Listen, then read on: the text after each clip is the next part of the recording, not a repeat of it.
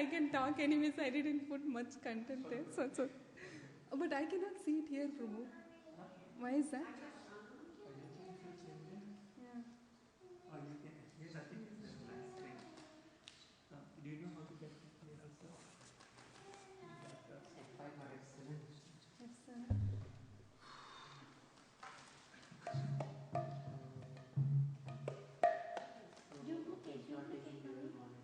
It does, Prabhu. Right now.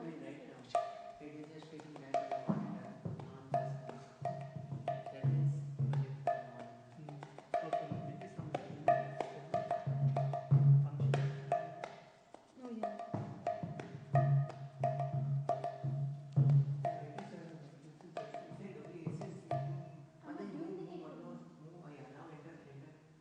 Enter. Inside disconnect. No, now let me just see it. Okay, off. Now do it again. Now go towards your here. No, yeah, now extend. Yeah, now extend. Yeah. It's Now not coming.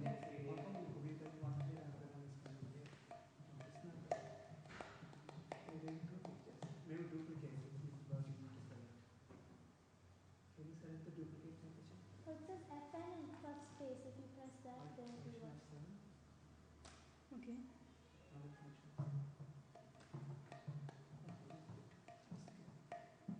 Function seven.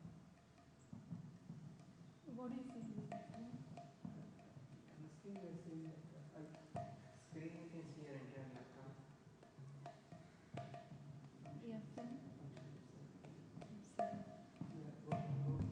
Go by one arrow. Like this? Yeah. One more arrow, okay. No. Can you slightly move, select the duplicate? Yeah, it's selected. Duplicate is selected, enter. And yes. Okay. Now I'll see F7. What about the extended? The extended? Didn't work, Prabhuji. Yeah, that's one will select. They are not coming.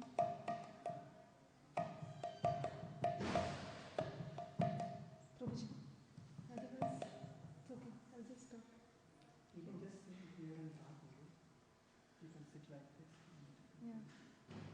Because Even if you want to say But Amma, you know, already there's light, so you know that already there's light, so you can see it also. so it doesn't come on board.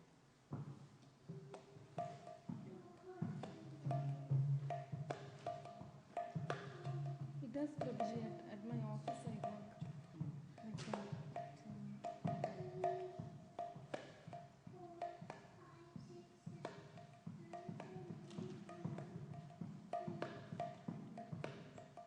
Until what time I should talk?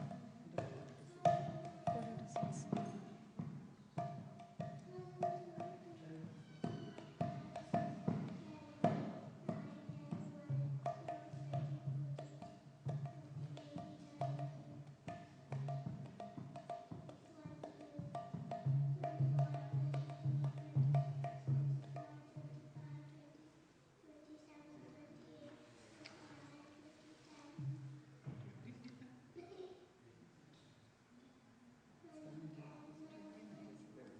Oh, here? I'm waiting for here.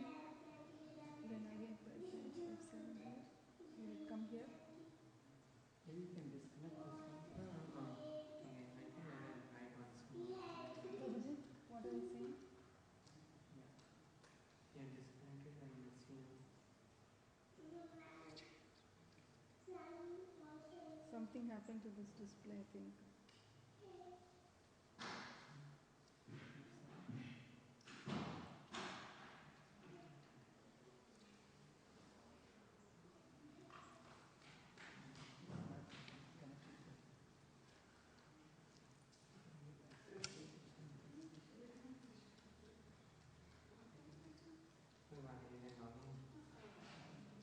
You have to come It's coming? enter. Okay. Okay,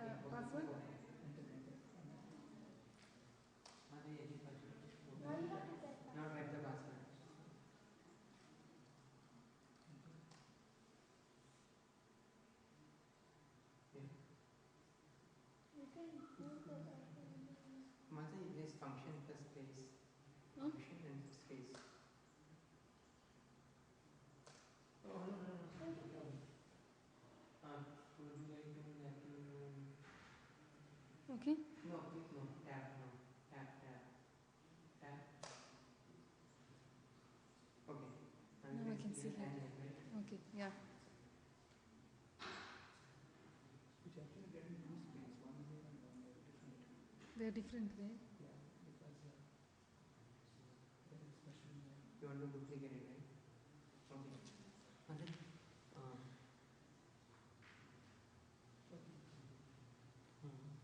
can you minimize this and right click? Minimize this. I just want the desktop. Yeah, right click and personalizing. Right thing, yeah. No. Display.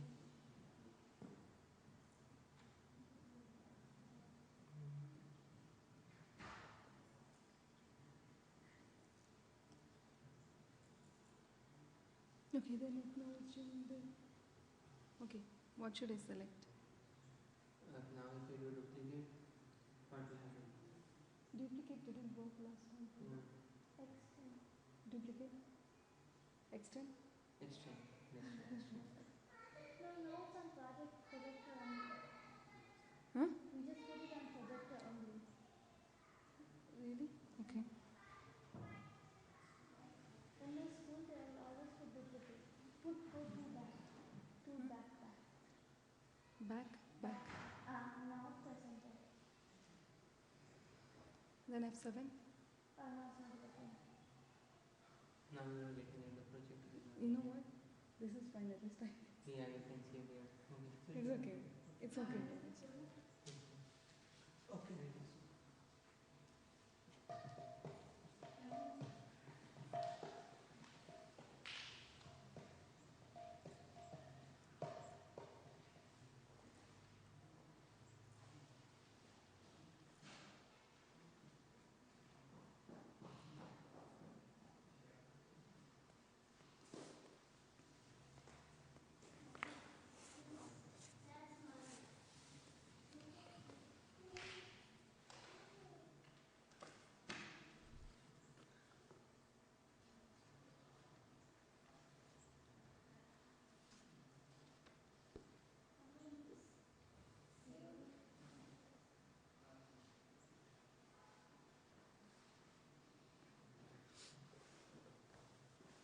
So we'll start with a small kirtan about the 6 Goswamis.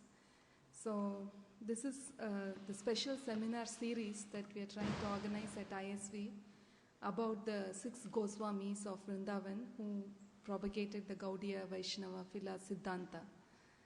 So what we'll do is, in glorification of these 6 Goswamis, first let's sing a song about them, and then we'll go into the presentation of Jiva Goswami. Okay? Namah Vishnu Padaya Krishna Prashtaya Bhutale Srimate Bhakti Vedanta Swami Iti Namine Vishnu Padaya Krishna Prashtaya Bhutale Srimate Bhakti Vedanta Swami Namine Namaste Saraswati Deve Gauravani Pracharine Nirvishesha Shunyavadi Pashatya Deshatarine Ham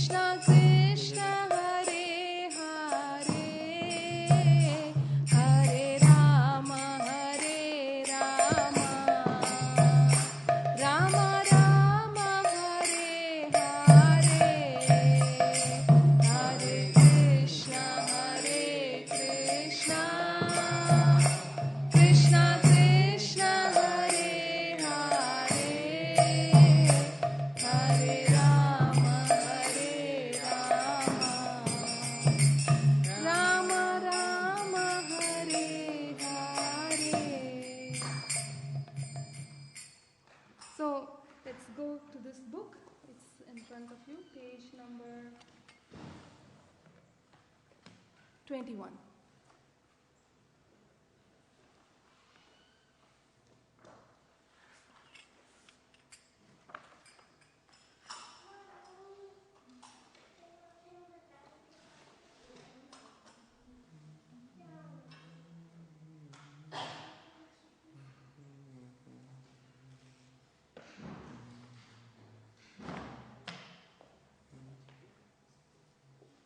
So let's all sing together.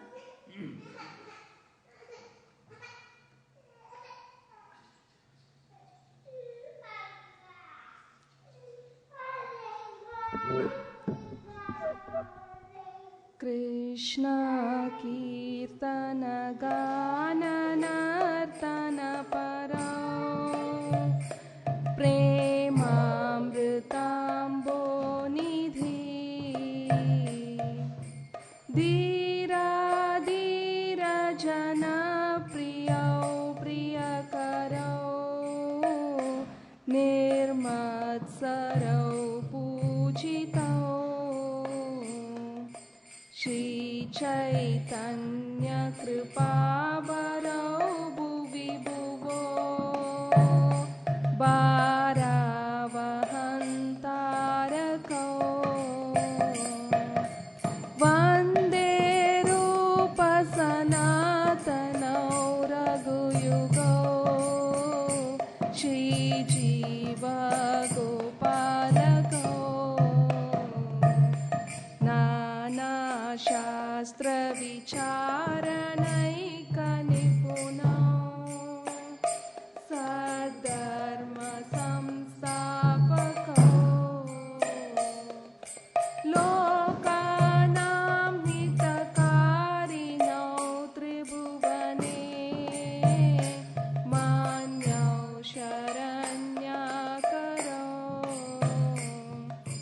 Sada Krishna Padaravinda Bhajana Nandena Mattalikau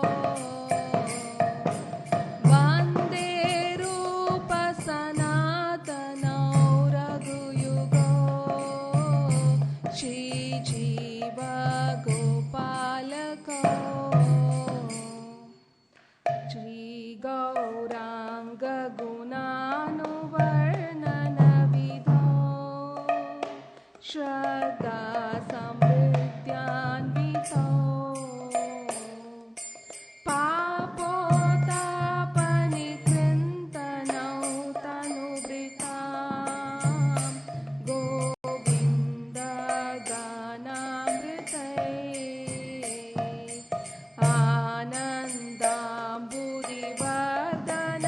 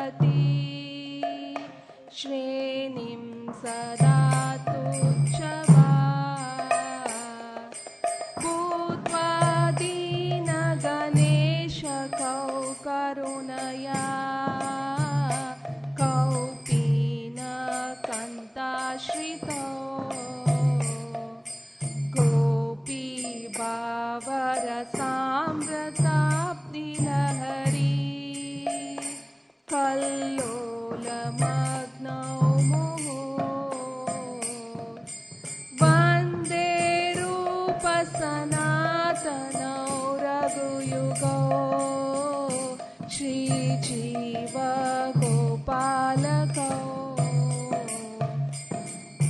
कूजत् कोकिलहंससारसगना कीर्णे मयूराकुले नानारत्ननिबद्धमूलवितपा श्रीयुक्तवृन्दावने राधाकृष्णमहर्निशं प्रभजतौ जीवार्तदौ यौमुधा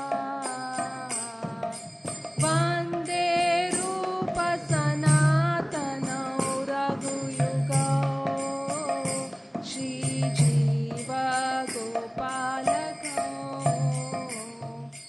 संख्यापूर्वकनामगाननटिभिः कालावसानीकृतौ निद्राहारविहारकादिविजितौ चात्यन्तदीनौ च यौ राधाकृष्णगुणास्मृतेर्मधुरिमा नन्देन सम्मोहितौ वन्दे रूपसनातनौ रघुयुगौ श्रीजीवगोपालकौ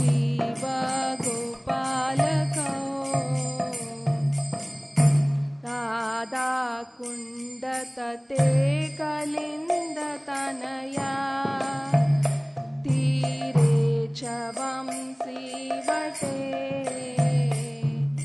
प्रेमोन्मादवशादशेषदशया ग्रस्तौ प्रमतौ सदा गायन्तौ च कदा हरेर्गुणवरम् भावाभिभूतौ मुधा वन्दे रूपसनातनौ रघुयुगौ श्रीजीवगोपालकौ हे राधे व्रजदेविके च ललिते हे नन्दसूनुकुतः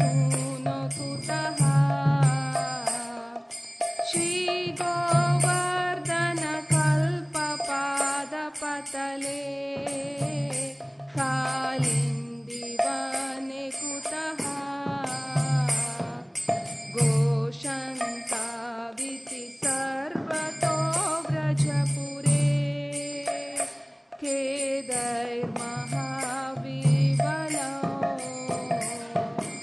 वन्दे रूपसनातनौ रघुयुगौ श्रीजीवगोपालकौ वन्दे रूपसनातनौ रघुयुगौ श्रीजीवगोपालकौ.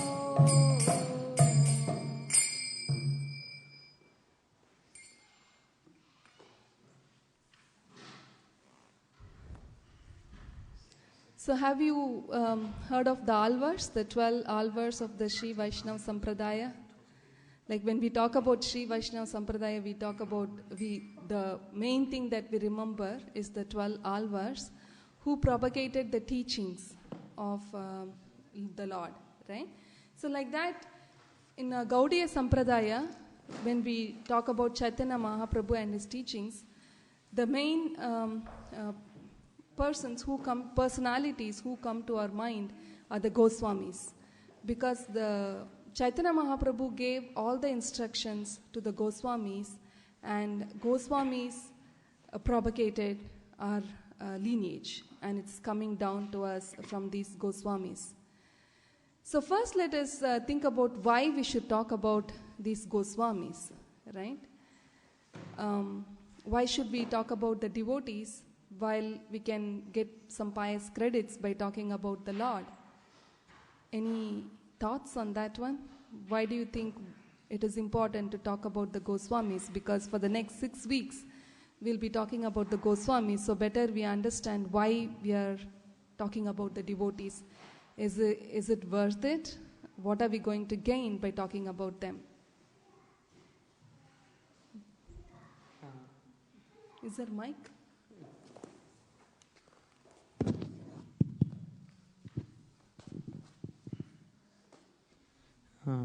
One thing is,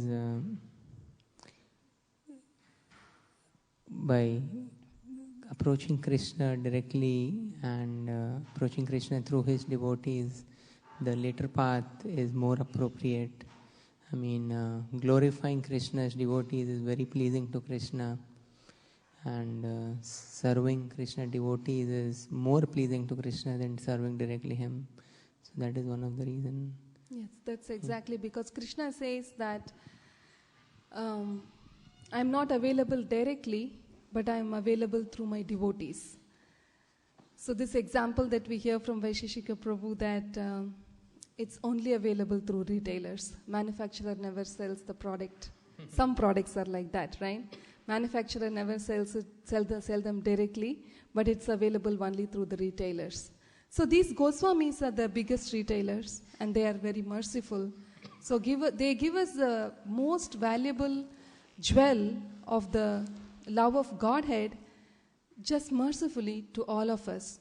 And they made the philosophy available to common people of this age.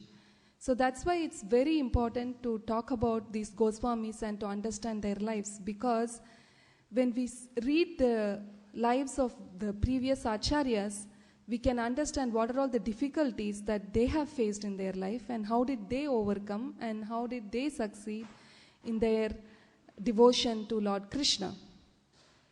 So that is why it's very important. And another thing is, hearing about the acharyas, when we sit and discuss about their lives like this, they become very pleased. They may not be visible to our eyes, but they are very pleased and they shower their blessings upon us if we discuss about them.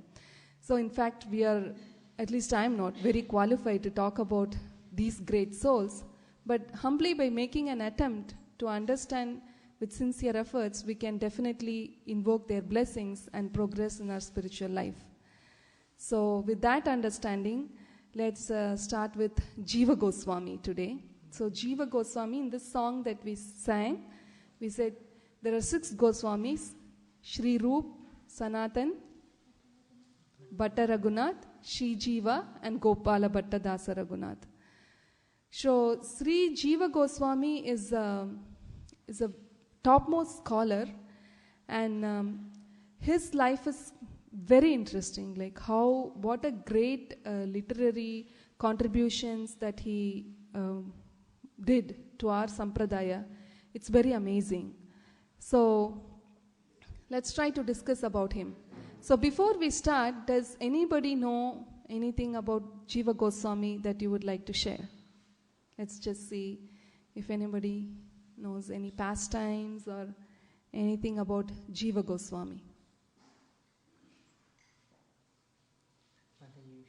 Okay. So why it is very... another thing is, my Guru Maharaj used to tell that by thinking about a personality, if you think about the great personality, you get, I think, a few 40% or something of their qualities automatically just by thinking about them. So these Goswamis, if you think about the qualities that they had, it's totally amazing. Unless we acquire those qualities, it's highly impossible to be happy in this world. Just one quality that these Goswamis have and that we just sang is, they are Dhira Jana Priyav. Means they are equally friendly and liked by both the Dhiras and Adhiras. Dhiras means the sober people who are self-controlled. And Adhira means opposite. They are not self-controlled. They are totally into sense gratification. They are not controlled. Adhira. But they are equally liked by both people. How is it? Because they are non-envious. Because they don't have any stake in this material world. So they are easily giving themselves out for the welfare of others. So this non-envious quality is one of the main qualities that these Goswamis had, and that's the foremost quality that one should develop to attain to the love of God at the topmost stage. So let's get into Jiva Goswami's life. So our lineage starts from Sri Chaitanya Mahaprabhu. And Chaitanya Mahaprabhu gave his knowledge to Rupa Goswami and Sanatan Goswami. They are the first two foremost Vaishnavas of our tradition. Rupa Goswami, Sanatan Goswami and Vallabha, they are brothers. And they were working in the court of Nawab Hussain Shah, because when Chaitanya Mahaprabhu appeared in this world almost 500 years ago, Bengal was under the rule of Nawab Hussain Shah, the Muslim ruler, and in fact he was quite a very strong ruler, and he had full control. The Rupa Goswami and Sanatana Goswami, though they were like very learned and they were following a Vaishnava tradition, they had to take a job of working under Nawab Hussain Shah because of the control that Nawab Hussain Shah had over people at that time, because they were forced to work in his kingdom.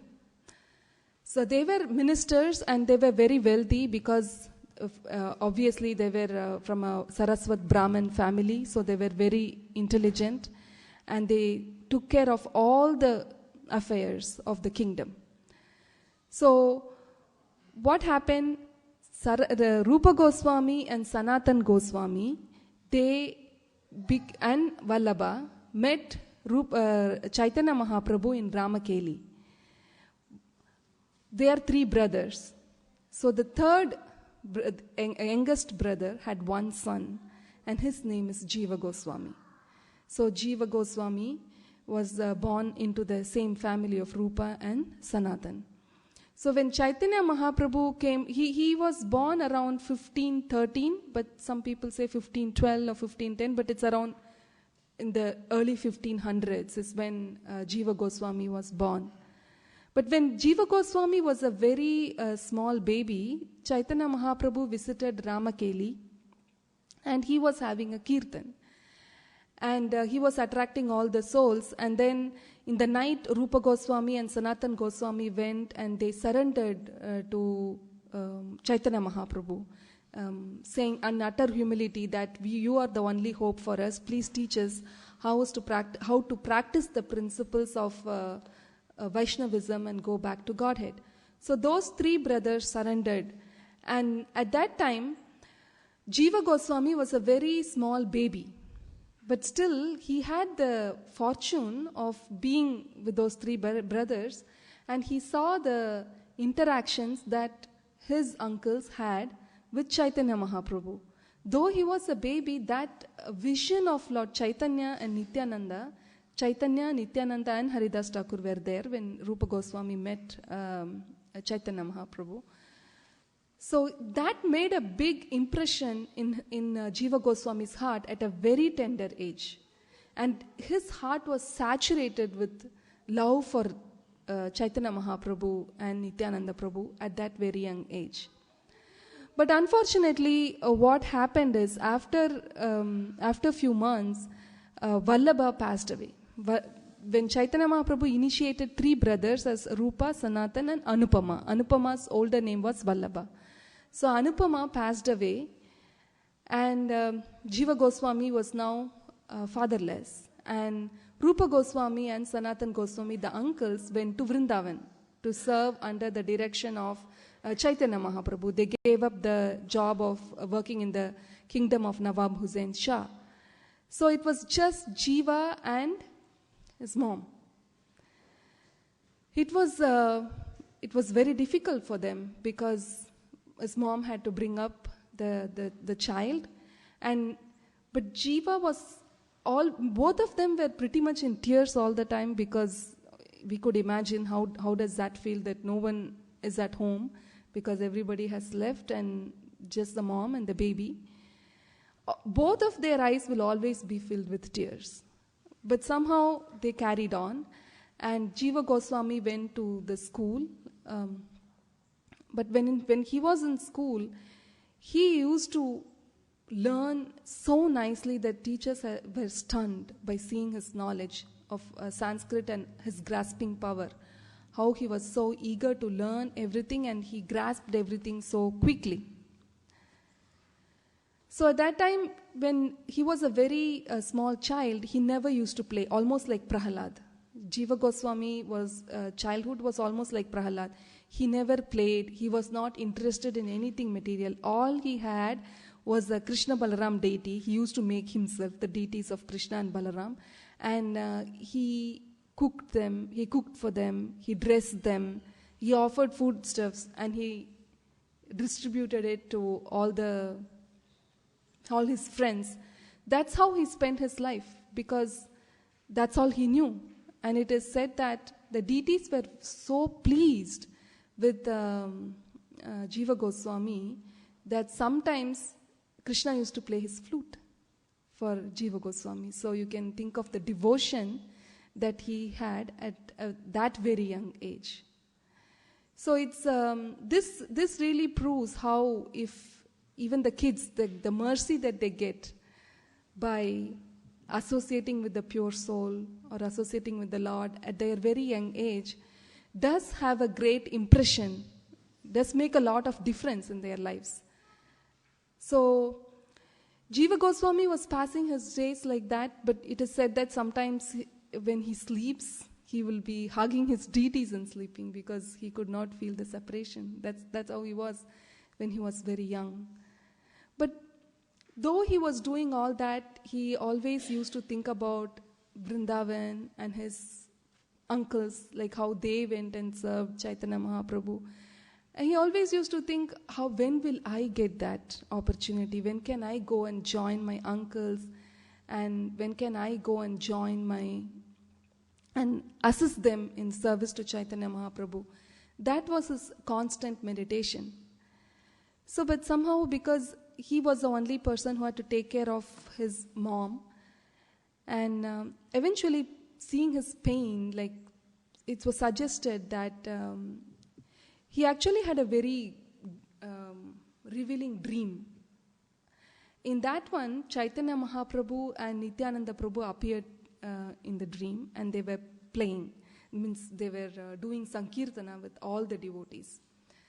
And Jiva Goswami was in bliss, because just that night before he got this dream, the whole day his heart was aching in separation, and then he was very deeply praying to his deities, Krishna Balaram, that when will I be able to go and serve? Means service was his main thing. So when he was in deep prayers, he was actually unable to sleep for the whole night, but at the later part of the night, he somehow fell asleep and he got this dream. And then he woke up from the dream, but then he had the bliss of seeing Chaitanya Mahaprabhu again separation. So he somehow prayed and again went to bed, and he got the dream continued. And then Nityananda Prabhu and Chaitanya Mahaprabhu were talking to him. And then Chaitanya Mahaprabhu told Jiva that I am giving the responsibility of taking care of you to Nityananda Prabhu. And then Nityananda Prabhu told Jiva Goswami that you please worship Chaitanya Mahaprabhu as your Lord, then everything will be successful. So, and then his dream broke, and then it was suggested that he can go to Navadvip, Parikram, and understand more about the pastimes of Lord Chaitanya. So he somehow managed his family members, and he told that he had to go somewhere, and then he took the boat and he went to Navadvip. Actually, it is said that there are different variations of how he met Nityananda Prabhu. But at that time, in Navadvip, Nityananda Prabhu was not there, but he was living in some other place. But he could understand that Jiva is coming to Navadvip. So Nityananda Prabhu also made arrangements so that he can be there when Nityananda Prabhu comes to Navadvip. So Nityananda Prabhu came and he stayed at Srivas Pandit's home. So Jiva Goswami went to Navadvip and he searched, and then he went to Srivas Pandit's house, and he was invited by Srivas Pandit. He offered obeisances, and then Srivas Pandit took him to Nityananda Prabhu.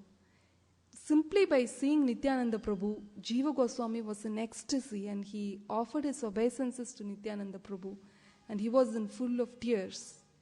And then after some time, Nityananda Prabhu, he could understand the pain that Jiva Goswami was undergoing. So he took Jiva Goswami to Sachimata's home, Chaitanya Mahaprabhu's home, where he used to live and do pastimes when he was young. So Nityananda Prabhu, Srivas Pandit and Jiva Goswami, they all went to Sachimata's home. And Sachimata was always in pain because she had lost her husband, her son.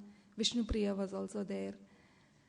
So they washed Sachimata asked the servant to wash the feet of Nityananda, and they all went and served, and then Nityananda Prabhu introduced that this is Jiva Goswami. As soon as she saw Jiva Goswami, Sachimata put her hand on the head of Jiva Goswami, and Jiva Goswami was in bliss because Sachimata is such an exalted Vaishnavi that she got Mahaprabhu as her son, and the moment Sachimata put her hand on the head of Jiva Goswami was in bliss. And then they all had a nice prasadam at Sachimata's house. I'm sure you all know that Sachimata's house is one of the places where Chaitanya Mahaprabhu personally takes prasad, no matter where he is. When Sachimata offers food, he is there. So they all ate the prasadam. And then Nityananda Prabhu took them on a parikram to all the places where Chaitanya Mahaprabhu performed pastimes. All along the Ganges and all the places where he explained all the pastimes that happened, and it is said that Nityananda Prabhu was in so ecstasy when he explained the pastimes of Chaitanya Mahaprabhu that Chaitanya Mahaprabhu used to appear when Nityananda Prabhu used to explain and the pastimes and reenact the pastimes of Gauranga in Navadvipa because of the ecstasy that Nityananda felt. So that way, Jiva Goswami was fortunate enough to see Gauranga in that way also. So after all the parikram was over, Nityananda Prabhu gave instruction to Jiva Goswami that you go to Vrindavan, because actually there is a book called Bhakti Ratnakar, and there Narahari Sarakar has composed information about various Vaishnava personalities, and he talks about Jiva Goswami also there. So he said that Nityananda Prabhu put his feet on Jiva Goswami's head, and he instructed him to go to Vrindavan. And before going to Vrindavan, he said he should stop at Kasi and study the Vedas and all the scriptures under Madhusudan Vachaspati. If you don't know who he is, Madhusudan Vachaspati, he lived in Kashi, and he is a disciple of Sarvabhauma Bhattacharya. Sarvabhauma Bhattacharya was a great scholar, and he is an impersonalist. Sarvabhauma Bhattacharya was... does anybody know who Sarvabhauma Bhattacharya is?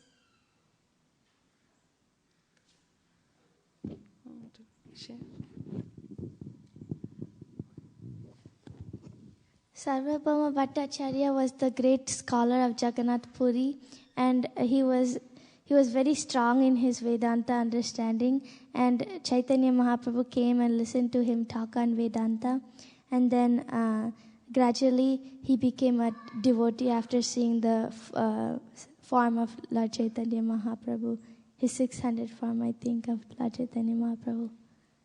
Yes. Yes. Prabhu, you want to add? You know, Sarvabhauma Bhattacharya was a great scholar because even if you now search for Sarvabhauma Bhattacharya, he was such a great scholar, like Brahmavadi, like impersonalist, because his knowledge was very vast, and he explained Vedanta for Chaitanya Mahaprabhu for 7 days. And Chaitanya Mahaprabhu didn't even ask any questions. And then he asked, like, I have been explaining for 7 days, don't you have any questions? And then Chaitanya Mahaprabhu humbly said, I understand Vedanta, but I don't understand the way in which you means the context in which you are explaining the verses, because in Bhagavad Gita, what does Krishna say about Vedaishcha sarvair ahameva vedyo Vedanta krit veda vid eva chaham? Means the essence of Vedas is to know about Krishna. You never told anything about Krishna, but you talked about Vedanta for 7 days. So, and then out of his utter humility, Chaitanya Mahaprabhu explained the Vedanta and everything to Sarvabhauma Bhattacharya. And then such a great scholar, along with his disciples, many disciples, became the followers of Chaitanya Mahaprabhu. So, Madhusudan Vachaspati learned Vedas under the direction of Sarvabhauma Bhattacharya. So, Jiva Goswami, because if you see the map from Bengal on the way to Delhi, Vrindavan, Kashi is in between. So, he stopped at Kashi and he studied Vedanta under Madhusudan Vachaspati. It is also said that Jiva Goswami, he was able to write so many scriptures and he was able to conquer them because he has also studied all the opposing philosophies. Because if you know the strength of the enemy, then when you attack, you know where to attack, right? So Jiva Goswami had knowledge about all the philosophies and what happens about the contradictions and the weaknesses of other philosophies as well. And that's how he was able to establish the Vaishnava Siddhanta very strongly. So after this, once after finishing his studies, he went to Vrindavan and he was welcomed by all the Goswamis of Vrindavan. And they encouraged him to study under Rupa Goswami. So Rupa Goswami, if you can imagine, Jiva Goswami was such a great scholar and his Sanskrit scholarship was unimaginable. So if we know a little bit in one subject here, we become so proud, right? But when he went and served Rupa Goswami engaged him in the service of washing the pots, bringing wood, massaging him, bringing water, and making the pens for him to write. So, and then making the palm leaves. So in such menial services, Rupa Goswami engaged Jiva Goswami in services, because by rendering menial services to Vaishnavas, our pride gets washed off, or we come to our real senses. So he engaged Jiva Goswami in such services. But then Rupa Goswami was well aware of the Sanskrit scholarship of Jiva Goswami. When he was serving like that, when Jiva was serving Rupa Goswami like that, one day, Rup Narayan named Digvijay Pandit came to Vrindavan. If you don't know who Digvijay Pandit is, like, they are very learned scholars. Means these days, if you become a great scholar, PhD, you publish many books, you go and become professor, right? and or a research scientist, and you have some assistants. But in those days, what they do is they travel and they defeat other scholars, and they try to get the title that nobody can conquer, Digvijay. So he went to Vrindavan, and they met Rupa Goswami and Sanatan Goswami, and because they were the learned scholars of Vrindavan at that time. So Digvijay Pandit went, and he wanted to have the debate. But Vaishnavas, they are not interested in all that, because they are just interested in humble service and thinking about Krishna and working for Krishna, and not at all interested in all these Digvijay titles. So Rupa Goswami said, why do I have to waste the time like that? Because if you're a big scholar, I don't want to waste my time. I agree that. So you bring the form or whatever it is, then I will just sign. So Rupa Goswami, and he also signed, saying that he accepts the Digvijay Pandit. And then on his way back, somehow Jiva Goswami came to know how the Digvijay Pandit was making it a big deal, because he has conquered Rupa Goswami. And Rupa Goswami, he automatically accepted that he is a Digvijay Pandit. But Jiva Goswami is a disciple, so he doesn't want to accept it just like that, because his spiritual master is Rupa Goswami. So Jiva Goswami said, it can never be like that, because I am his disciple, so let us go on a debate. So for 7 days, they had a debate. And it is said that the Digvijay Pandit was smashed, because the same thing like how Keshava Kashmiri did, Mahaprabhu did with Keshava Kashmiri. Jiva Goswami will give us, what do they say, the thesis or whatever it is, and then he'll break it. And then he'll explain it in some other way. So the Digvijay Pandit had no answer for the questions that Jiva Goswami posed in front of him. So the Digvijay Pandit finally surrendered. And somehow this news went to Rupa Goswami, and that Jiva Goswami had a debate with this person, and he won the debate. And Rupa Goswami immediately he told, why did you waste time with that Pandit?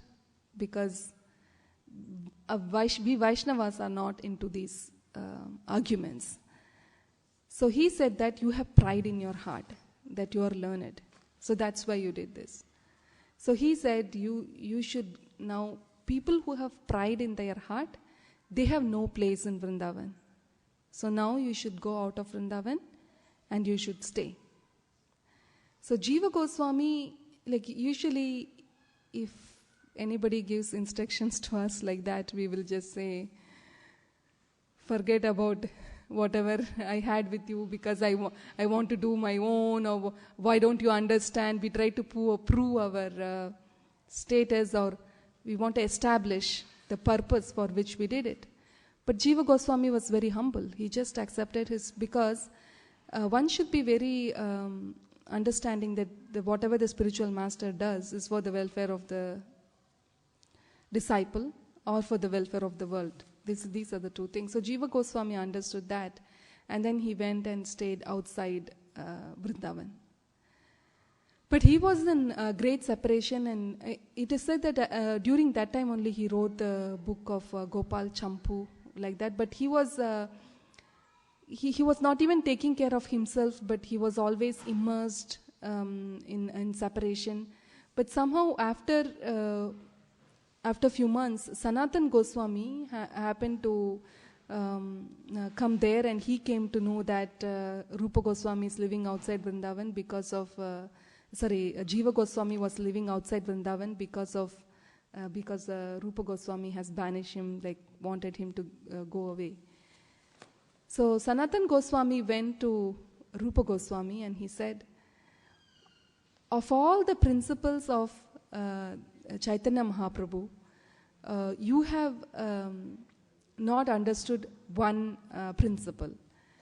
And immediately Rupa Goswami asked, like, if we are at that stage, we really don't want to take any suggestions or whatever it is. But Rupa Goswami, he immediately asked, like, could you please tell me what it is that I'm not following? And then Sanatan Goswami said, Jiva Daya, means compassionate to the souls. So immediately when he said that Jiva Daya, Jiva Goswami, right, he meant it like that, but Jiva Daya is compassion to the fallen souls is a meaning of it. And then immediately Rupa Goswami understood that, and he made arrangements for Jiva Goswami to come back and serve him. And his scholarship was so great that Rupa Goswami and Sanatan Goswami, they used to write literatures like Bhakti Rasamrita Sindhu, Hari Bhakti Vilas by Sanatan Goswami. So many books they wrote. So they engaged Jiva Goswami in proofreading their books, because seeing his scholarship in Sanskrit and the philosophy. So he used to do proofreading for them, and at the same time he also used to write his own books, Jiva Goswami. So at that time what happened, there was one other great Acharya, Vallabhacharya. He also was in Vrindavan, and Rupa Goswami gave his book Bhakti Rasamrita Sindhu to Vallabhacharya to provide his comments on the book. If you don't know, Vallabhacharya is a very eldest personality, even to Mahaprabhu. So Mahaprabhu used to treat him like a father, because he is so elderly. So Rupa Goswami thought that Rupa Goswami also had so much respect for Vallabhacharya. So he gave the book to Vallabhacharya to do to proofreading or to provide his comments. At that time, Vallabhacharya read the book and he had made lots of comments. And after that, the Vallabhacharya met Jiva Goswami when they were taking bath. And they usually take bath in a river, right, those days. So they were talking, and then Jiva Goswami introduced himself as disciple of Rupa Goswami. And then Vallabhacharya was telling that Rupa Goswami has written this book, but I had so many comments on this. So these are all the some comments that I had, kind of constructive criticisms, we can call it. And then immediately Jiva Goswami provide explanations for all of them. He said that if you see it from a lower level, it may seem contradictory, but if you elevate yourself to a higher level, the point is correct. So he provided explanations for all those, and Vallabhacharya was stunned. And he felt that if the disciple is like that, what qualification do I have to comment on his spiritual master? So Vallabhacharya went to Rupa Goswami and he said that I'm really sorry because I got all the explanations from a higher perspective from Jiva Goswami. Then immediately again the same Jiva Goswami got himself into trouble again, because Rupa Goswami said, you have pride because Vallabhacharya is such an exalted soul, you tried to prove yourself. But Jiva Goswami had very good intentions.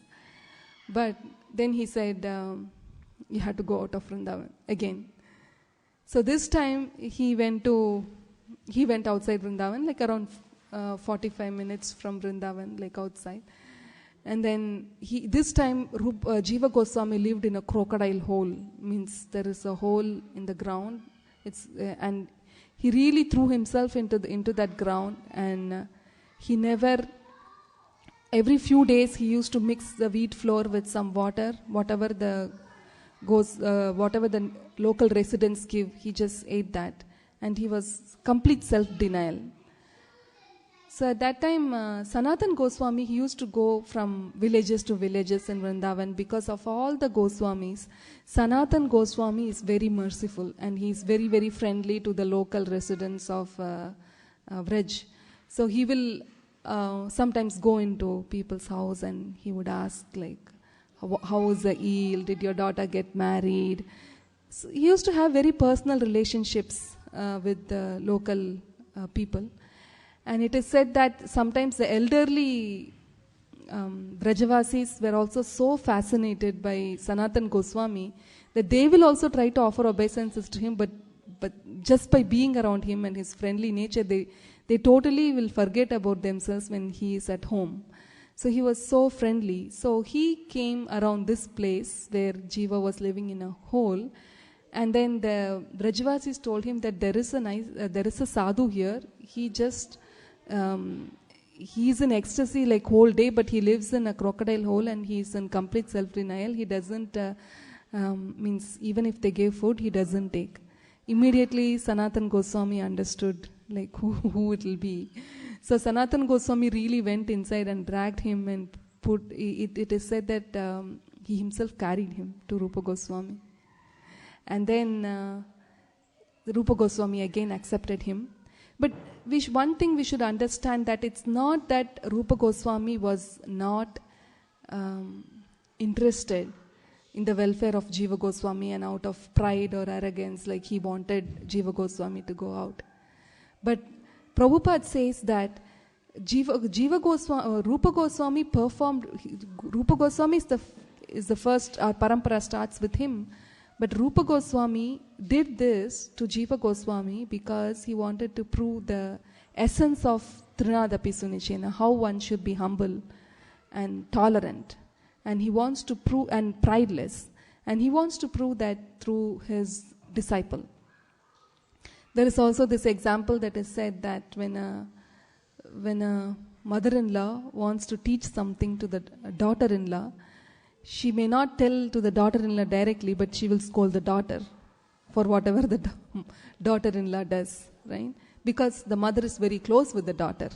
So like that, sometimes the spiritual master and Krishna use their dear servants to teach something good to other people. So that's what Rupa Goswami did. But Rupa Goswami loved Jiva Goswami like anything. In fact, it is said that Rupa Goswami himself carved the deity of Damodar, carved in his hands, and he gave it to Jiva Goswami to worship. So that much love he had for Jiva Goswami. And when the Goswamis like Rupa Goswami and Sanatan Goswami passed away, all the other Goswamis wanted Jiva Goswami to be their leader, the foremost person. So Jiva Goswami took that post, and he really took the movement forward. Like he excavated many places, he wrote many books, and he gave directions to so many Vaishnavas who were there at that time.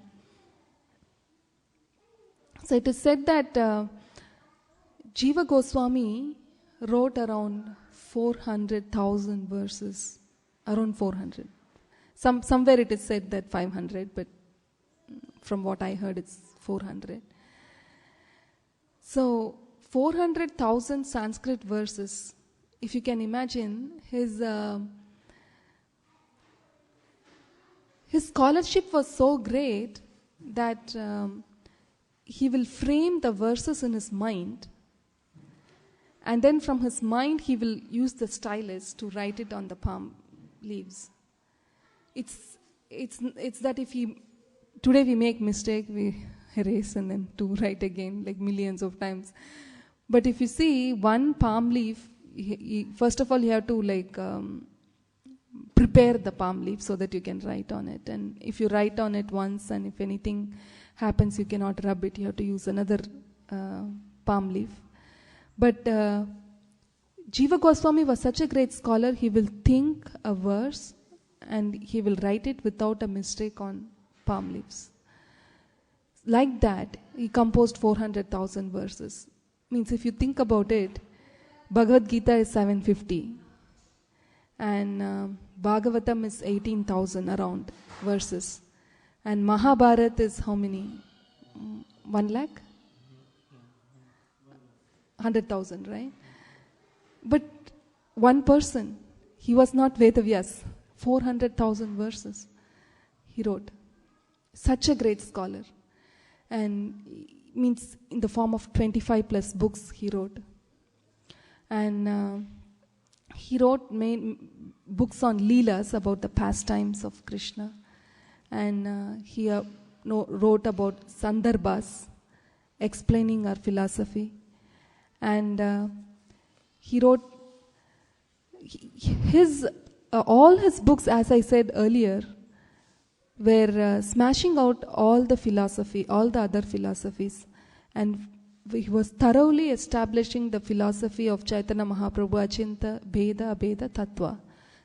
He established those principles.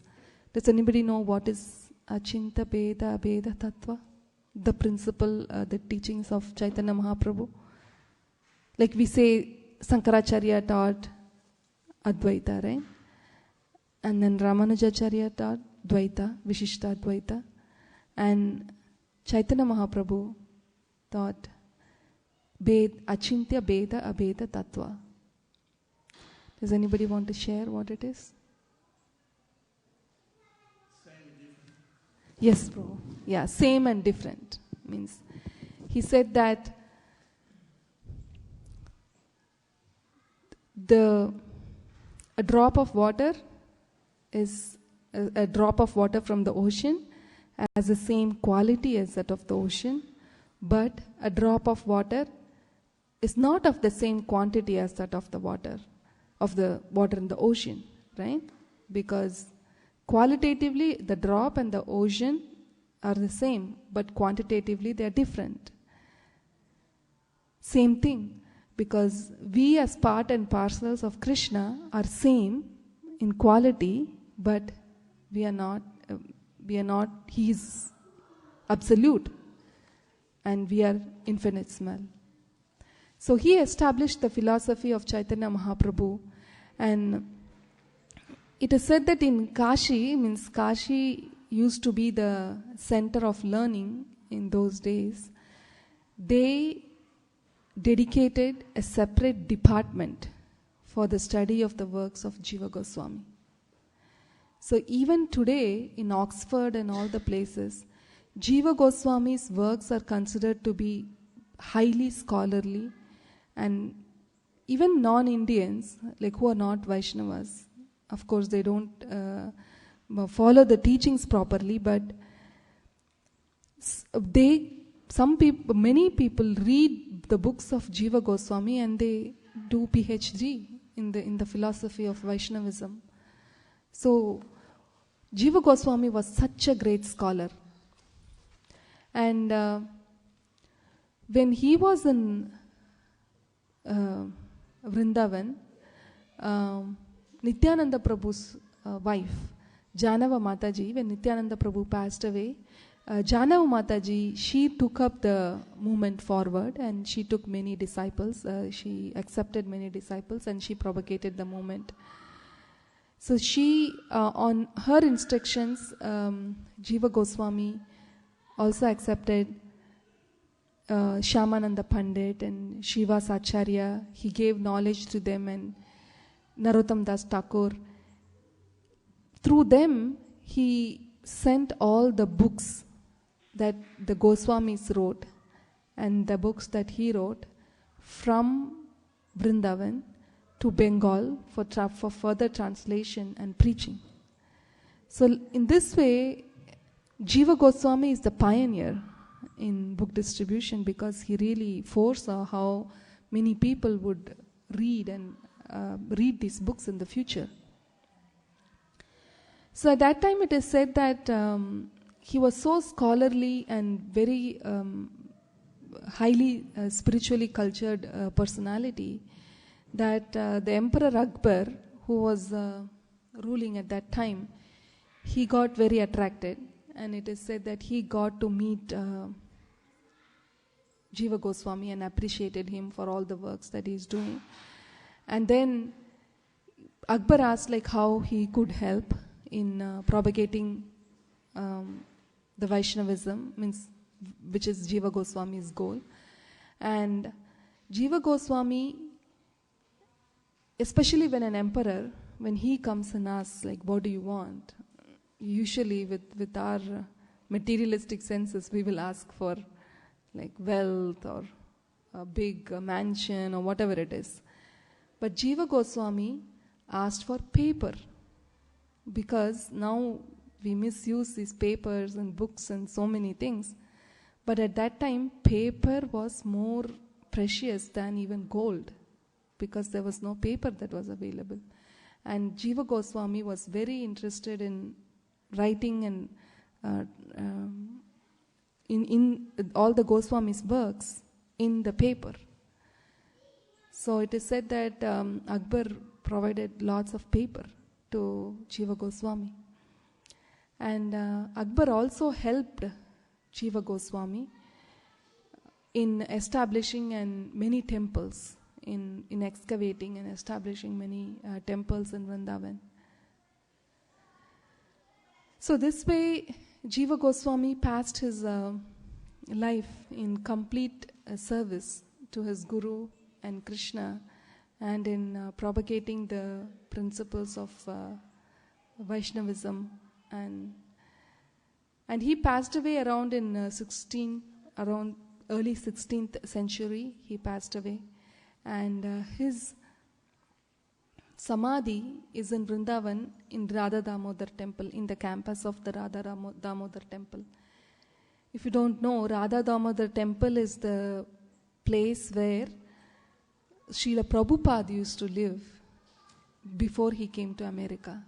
It is said that Srila Prabhupada used to live there, and every day he used to wake up very early in the morning and clean the courtyard of the Radha Damodar temple, and with all tears in his eyes, praying that please give me a chance to go and propagate this movement in the West, because that was the instruction that Prabhupada's spiritual master gave to Prabhupada. So through his prayers and dedication, because Prabhupada was always through his window, in the room where he sits, through his window he can see the samadhis of Rupa Goswami. So that's how Prabhupada was established in the principles, and he was very much fortifying himself to propagate this movement of Krishna consciousness. So that room is still there if you go, and they are trying to maintain it as it used to be when Prabhupada was there. So those temples and the books and the preachings and teachings of Jiva Goswami are still living. And if we read those books, the Tattva Sandarbhas and many books, we will be able to understand and very well established in the teachings of the Krishna consciousness, and we can progress in our spiritual lives. Most of the works are now available we can even download some of them from ISKCON Desire Tree.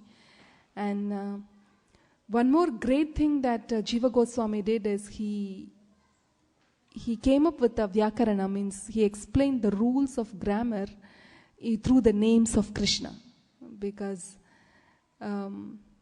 Sanskrit has lots of rules. So Jiva Goswami explained each and every rule through the names of Krishna. So that's called Hari Namamrita Vyakarana. So if you want to learn Sanskrit, you can download it and learn it from there, because Gopi Paranadana Prabhu, he used to use that book, and in some of our ISKCON schools also they use that book to teach Sanskrit to the kids.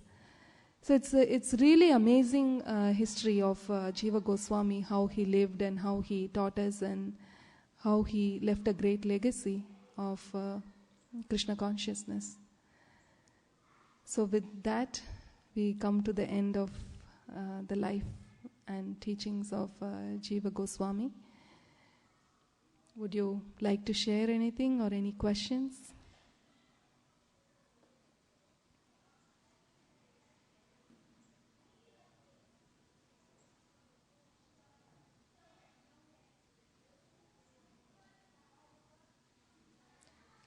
Because it's also said that Jiva Goswami established various sanghas, means like Vaishnava religious groups, two organizations that he established in 1548 to, especially for people to come and study the works of Rupa Goswami. So he is a great visionary of how this movement is going to expand. So he really did a great job of propagating this Krishna consciousness movement. Okay, so now let's take reflections. If you don't have any points, if you don't have any questions, please you can share some of your realizations, like what you got from class and what's the one point that stuck your mind, like how Jiva Goswami inspired you. Just let's share some few points before we go into the Aarti. Before that, we'll read the translation of the Goswamis, but after you share your realizations.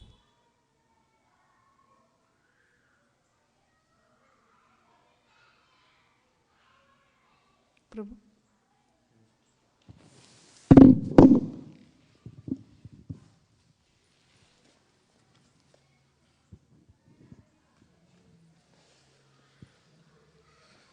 So one quality which kind of stuck with me is humility.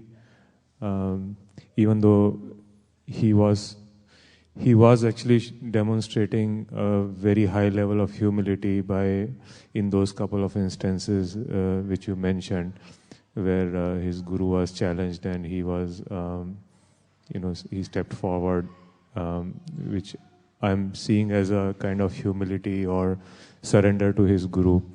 And still, when his guru reprimanded him, he still took it as a blessing and he went out of Vrindavan. So humility on top of humility. I mean, amazing humility. Actually, I do have a question. Yes. You mentioned these 400,000 verses he wrote. Are these translated already, or are they still in Sanskrit? They are translated. Some of them are translated already. Like Tattva Sandarbhas, many of the Sandarbhas, Gopal Champu, or some of the books that he wrote, they are translated and they are available for us to read. Jiva Dharma is one of the book. Like it's some books are even available in audio format. I can give you the link where you can go and hear the books. Summarized form? Yeah, they are all in summarized form. Yes, if you, for example, let's take Jiva Dharma, right? It's almost in the format of conversation, like question answer, and within those he put in whatever the strong philosophical points are put in and the opposing points and the controversies everything is put in the format of discussions. And he also established our Siddhanta very strongly about the nature of the soul. He establishes Lord Krishna as the Supreme Personality of Godhead and what are all the various other incarnations. So everything, creation, everything is there in all his teachings, and they are available in English. Yes, it's there. You can read.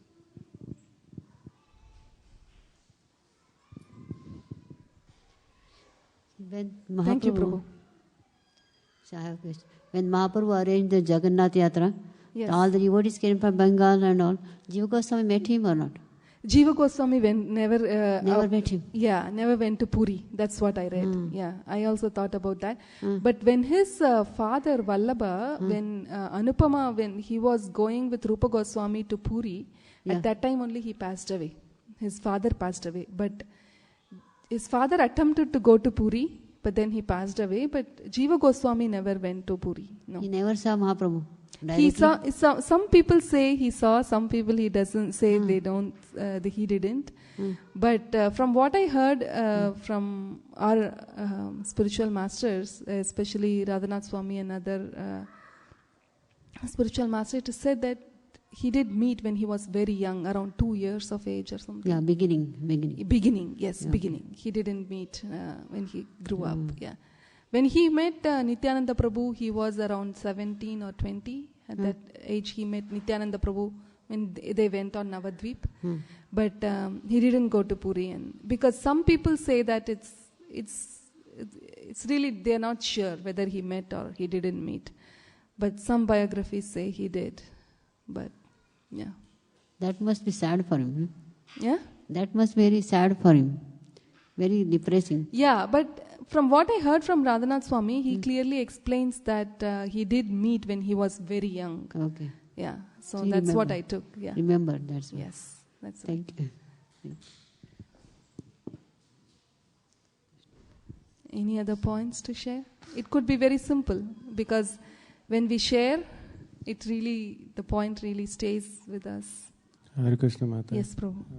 Mata, you mentioned about how Rupa Goswami used to teach his disciples when he has to scold Jiva Goswami. He sent him like 2 times. He told him out of Vrindavan.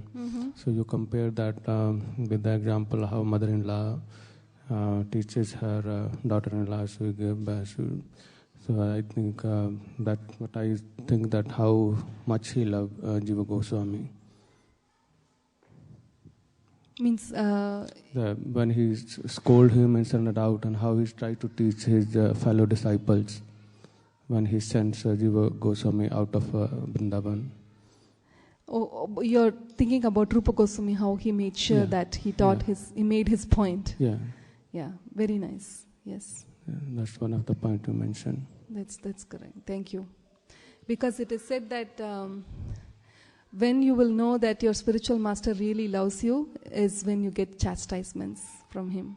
That's the point where you will come to know that your spiritual master really loves you. Otherwise, it's really distant. We don't make much progress unless there is someone who is there correcting us.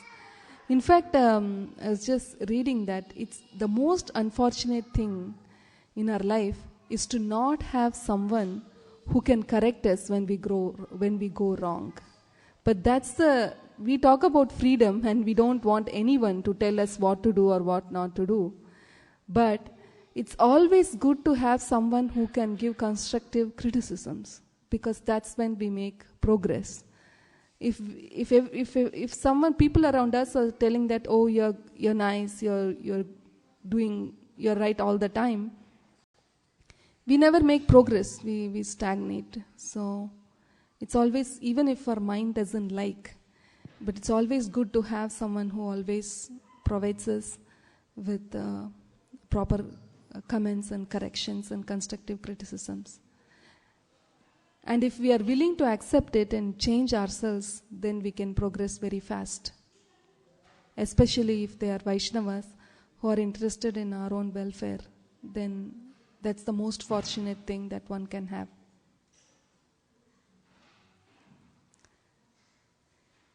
Any other points?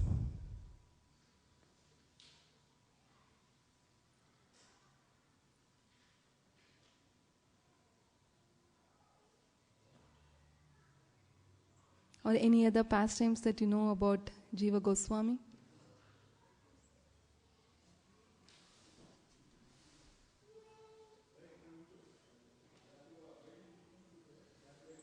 Okay.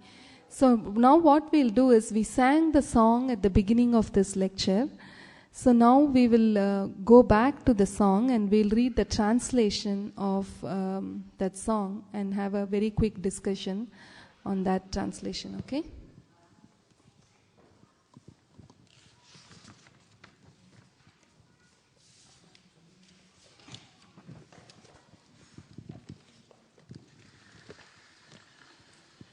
This is on page 21. This song was composed by Srinivas Acharya, glorifying the 6 Goswamis of Vrindavan. So we will read the translation of the song.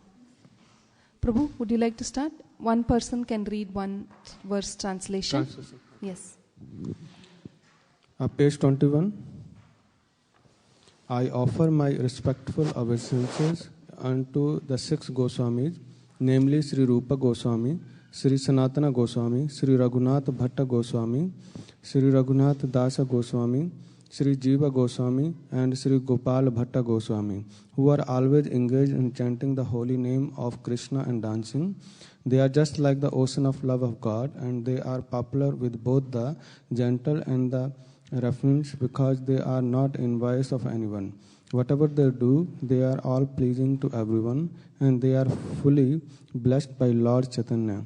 Thus, they are engaged in missionary activities meant to deliver all the conditioned souls in the material universe.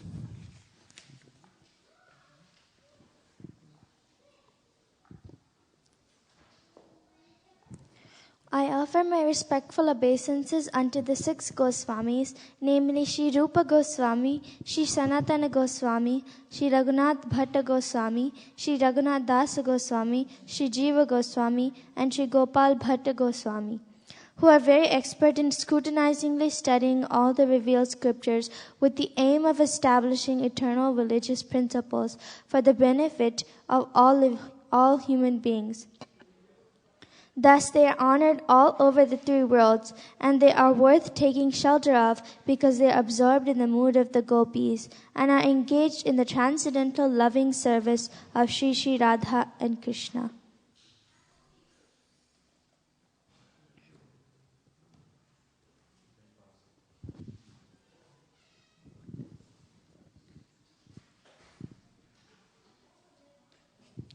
I offer my respectful obeisances unto the 6 Goswamis, namely Sri Rupa Goswami, Sri Sanatan Goswami, Sri Raghunath Bhatta Goswami, Sri Raghunath Das Goswami, Sri Jiva Goswami, and Sri Gopal Bhatta Goswami, who are very much enriched in understanding Lord Chaitanya and who are thus expert in narrating his transcendental qualities. They can purify all conditioned souls from the reactions of their sinful activities by pouring upon them transcendental songs about Govinda. As such, they are very expert in increasing the limits of the ocean of transcendental bliss, and they are saviors of the living entities from the devouring mouth of impersonal liberation.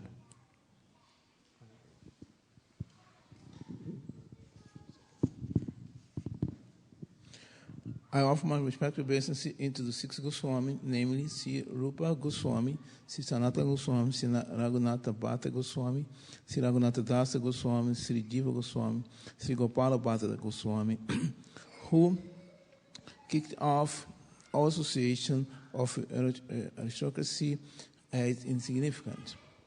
In order to deliver the poor conditional soul, they accepted low-class treating themselves as mendicant, but they were always merged in the static ocean of the gopis' love for Krishna, and they bathed always in the repeatedly in the wave of that ocean.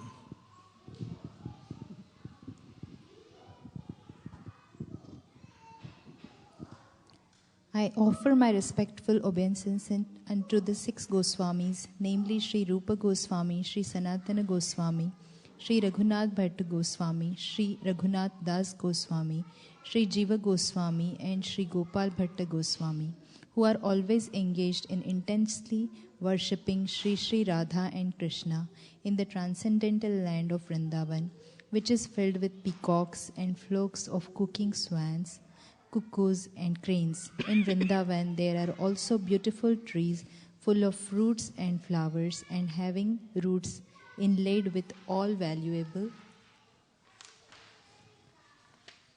jewels.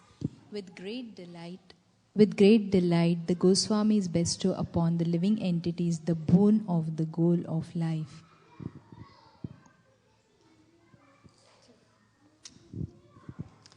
I offer my respectful obeisance unto the 6 Goswamis, namely Shri Rupa Goswami, Shri Sanatana Goswami, Shri Raghunatha Bhatta Goswami, Shri Raghunatha Dasa Goswami, Shri Jiva Goswami, and Shri Gopala Bhatta Goswami, who were engaged in chanting the holy names of the Lord and bowing down in a scheduled measurement. In this way, these utilized their valuable lives and executing these devotional activities, they conquered over eating and sleeping, and were always meek and humble, enchanted by remembering the transcendental qualities of the Lord.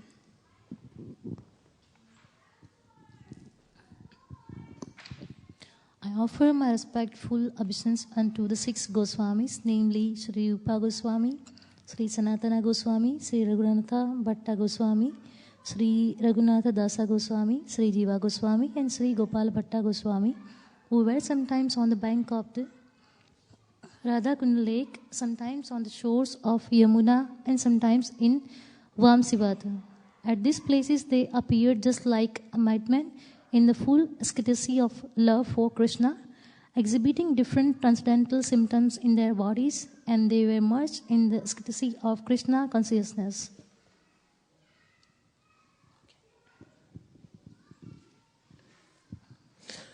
I offer my respectful obeisance unto the 6 Goswami, namely Sri Rupa Goswami, Sri Sanatana Goswami, Sri Raghunatha Bhatta Goswami, Sri Raghunath Dasa Goswami, Sri Jiva Goswami, and Sri Gopala Bhatta Goswami, who chanted very loudly everywhere in Vardhavana, shouting, O Queen of Vrindavan, Radhani, O Leela, O son of Nanda Maharaja, where are you all now? Are you just on the hill of Govardhana, or are you under the tree on the bank of Yamuna? Where are you? These were their modes in executing Krishna consequences. Okay. So in these 8 translations that we read, is there any main point that caught your attention that you would like to share?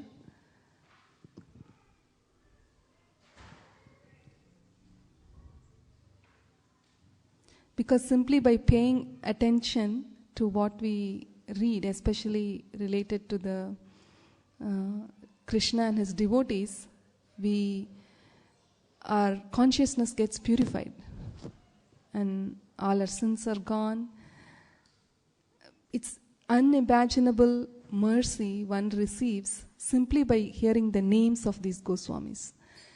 What to speak of singing the song every day, and because once one can get more attracted to Krishna and Krishna consciousness and become firmly established in sadhana just by hearing this song and by thinking about the Goswamis every day, because that's the real wealth. These qualities and the devotion that these Goswamis have are the greatest wealth that one should aspire for. And just by reading these prayers, and by discussing about them, we can really get tremendous benefit. So let's just share what we read. Yes, please.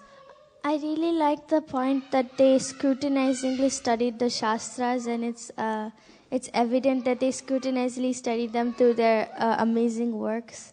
And it was interesting how they have a fixed number of times that they pay obeisances. Yes. The fixed number of times is very important, because Vaisheshika Prabhu used to tell that the Goswamis are very much goal-oriented. Because, in fact, the greatness of this Krishna consciousness movement is that it's not just if somebody comes and says that you chant the names of Krishna 24 hours a day, we may take it for granted, because I chant 24 hours a day, but I don't count. Why is it that you people say 16 rounds every day? 16 rounds means 16 into 108 times Hare Krishna mantra. Everybody has to chant every day. That's the standard. Means it's not that one should do it immediately, but one should aspire to do that. But then people ask, like, why do they fix numbers? Because I chant 24 hours a day. But it's not true. Because if you sit and count, if we are actually chanting the names of Krishna every day, it's very less, because there are so many other things that we get distracted with. So the most fortunate thing is to have someone to tell us that you should do this minimum every day, because there is no freedom in this world, because we always like freedom. Means even if you go to a bar, means this is the country of the free, but even in the bar, it has to be closed at 3 p.m. or 3 a.m. or 2 a.m. like that, right? And there are rules everywhere because this entire material world is conducted by certain rules and regulations. In fact, the purpose of human life is to get regulated. One can never be free. We can be free only if we follow the rules and regulations, right? Because if we go on the road and if we follow the rules of traffic, means the driving rules, then we are free. But if we don't follow the rules, then we are caught into more trouble. Isn't that true? Same thing is with the life. If we follow the rules that are set by our previous acharyas, that are set in the Vedas, then we are free. That is why Prabhupada calls regulated principles of freedom. Because only when you follow the regulative principles, you are free. If you don't follow, then you are always in trouble. So what are the 4 regulative principles? Like no illicit sex, no meat eating, no gambling, and no intoxication, minimum. And then spend one's time in talking about Krishna, in singing about Krishna, and reading the scriptures, like singing songs or listening to songs like that. So if we try to do that, then we become truly free. So that is what these Goswamis are talking. So we should start somewhere with our spiritual life. It could be today that we start our Krishna consciousness and practice it in our lives. Even for 5 minutes or 10 minutes, like as soon as you wake up, before you start your day, you don't even need to like do all formalities. Just as soon as you wake up, just sit in, even in the bed it's okay, but just sit and think about Krishna or chant Hare Krishna 1 time or 2 times. Then your day really starts well, because that's the only auspicious thing. The names of God is the only thing that can bring auspiciousness in our inauspicious life. Though we think our life is happy and auspicious, it's not actually, unless we follow these regulative principles of freedom. So with this understanding, let's carry on our life in the mood of Krishna consciousness. Thank you very much for listening.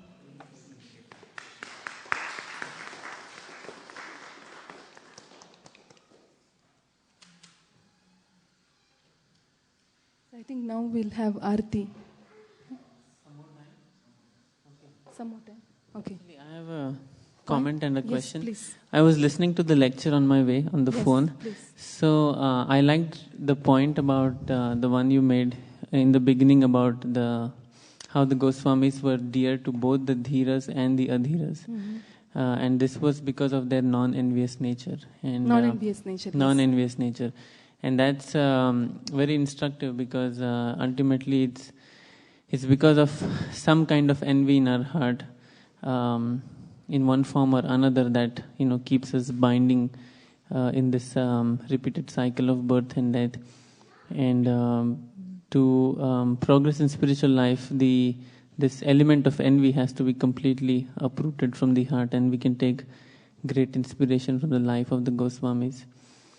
That was my comment. The question I had was, actually I got disconnected when you were mentioning about Jiva Goswami got sent out of Vrindavan for the second time.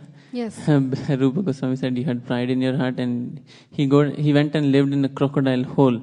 So what was the conclusion of that? I missed that one. If you can. Same thing, because he tried to prove himself to Vallabhacharya, right? Means he just told Vallabhacharya that if you see the conclusions of what Rupa Goswami has written from a lower platform, because even in spiritual life there are like various levels, right? So he was saying that if you see it from lower platform, there may be corrections. But if you see it from a higher platform, then they are all right. So Jiva Goswami explained it to Vallabhacharya, and Vallabhacharya was really stunned.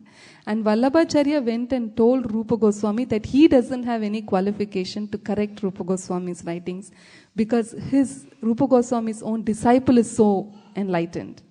And again he established his spiritual master, but it's a matter of etiquette. That's what Rupa Goswami is talking about. Like, how can you go and correct your like the senior disciple or a senior Vaishnava? So you did an aparad, so you have to live outside Vrindavan. So he went and lived in Crocodile Hole. And then Sanatana Goswami used to visit that place, and the Vrajavasis told that there is a saint who is living in utter self-denial. So he should be given some light. And then Sanatana Goswami himself carried Jiva Goswami to Rupa Goswami. And then he accepted. So that's the pastime. Yes.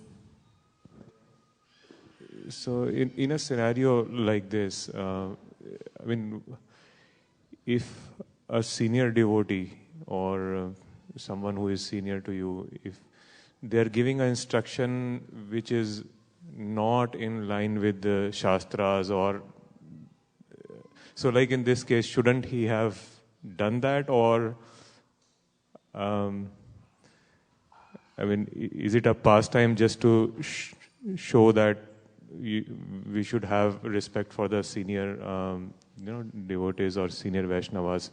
Is that the conclusion of this pastime, or is it also implied from this pastime that regardless of what the situation is, even if the senior Vaishnava is saying something which is not in line with Shastra or not in line with the common understanding, you should still go ahead and blindly follow him? I mean, if you know something is correct, and the senior person is, that this is maybe, like this example only, what should he have done is my question. Is it?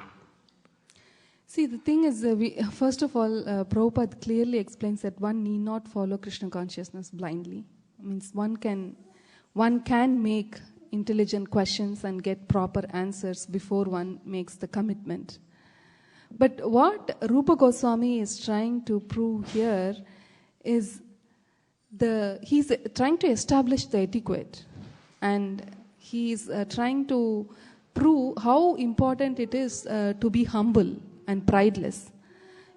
Because at the end of the day, it is not the knowledge or fame that's going to take us back to Godhead.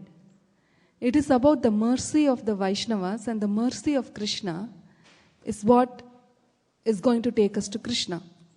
So it's not about you should have memorized all the shlokas, or you should have proved yourself to everyone. But all these knowledges that we have to gather is for us to be firmly established in the fact that it is ultimately Krishna's mercy who is going to take me to Godhead. Because we have been in the material world for so long, and we have been contaminated so much. So we need to read all these scriptures to clarify and purify our intelligence to be well established in the fact. So when one accepts a spiritual master who is very firmly established in the principles of Krishna consciousness, and he himself is following the principles of Krishna consciousness, then you just accept what they say, because you know that they are your well-wishers. So in that sense, Jiva Goswami is right. He just followed what his spiritual master says. That's why even Krishna says in Bhagavad Gita to Arjuna that nimitta matrena bhavasavya sachin. You just become a tool in my hand. Become a tool in my hand. So if you say about the doctors that there may be 5-6 scissors, then the doctor is performing the operation. The doctor would use the scissor that's a knife or whatever it is that's very sharpened, right? The knife has no say in like how it should be used, you see. So that much surrender one has to have to a qualified spiritual master whom you make intelligent questions and develop faith before you surrender. But there are because means even if the spiritual master is not following the principles or anything, the scriptures also provide the situations when it should not be done and when it should be done. You see? So one need not blindly follow that. So in this case, he is well aware of what is happening, and that's why he is following. He is not blindly following. And neither Rupa Goswami is trying to take advantage of Jiva Goswami because he is disciple and he can do whatever he wants. Both of them are well connected and very well established in the guru-disciple relationship, and the surrender is so great that Jiva Goswami has become an instrument in the hand of Rupa Goswami, and it's not blind. That's my understanding.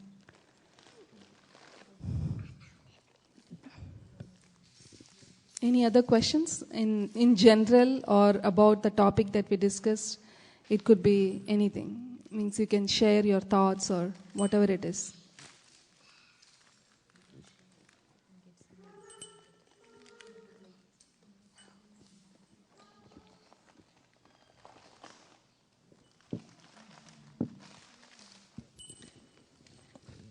Mataji, can you share the source of like where you read and referred, like some books that you must have referred for preparing the lecture today? I heard lectures of Jiva Goswami by Radhanath Swami and Charu Prabhu and Romapada Swami and one more speaker, I don't remember. And I also read Gaudiya Vaishnava history. There are some sources. There are references. And there is also a book, the Life of Vaishnava Saints. There is a book that explains all that. And there is also a book called Samadhi, where various Samadhi... There Jiva Goswami is not there, but that's a good source too. There are lots of books. And there are also... Jiva Goswami's books are available in PDF format in ISKCON Desire Tree. Yeah, his Harinam Vyakarana, Tattva Sandarbha, and books like Jaiva Dharma are available in audio format also. You can hear. Yeah, it's nice. It's very nice to hear about and read about these personalities.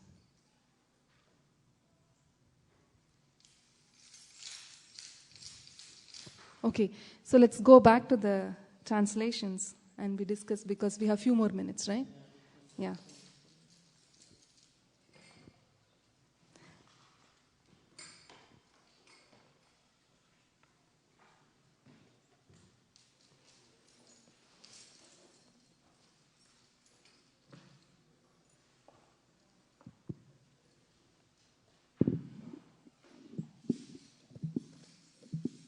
So it is here said here that the Goswamis can purify all conditioned souls from the reactions of their sinful activities by pouring upon them transcendental songs about Govinda.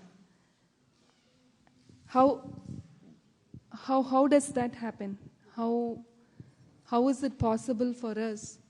First of all, why should the sinful reactions be removed? Why do we care about that? And another thing is, how does these Goswamis help us to get rid of the sinful reactions? Any thoughts on that? Because sometimes, like, we are engaged in so many things outside the world and we come into the temple, right?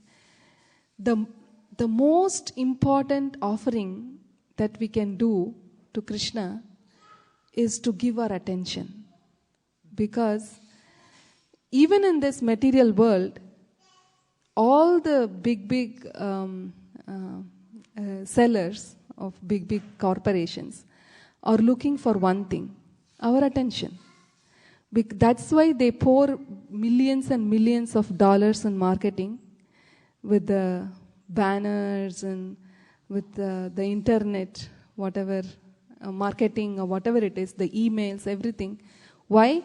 To get a moment of our association, of our attention. Because the moment we give an attention to something, they know that they can hook us, and get us our attention and create so many things. So everything starts with an attention.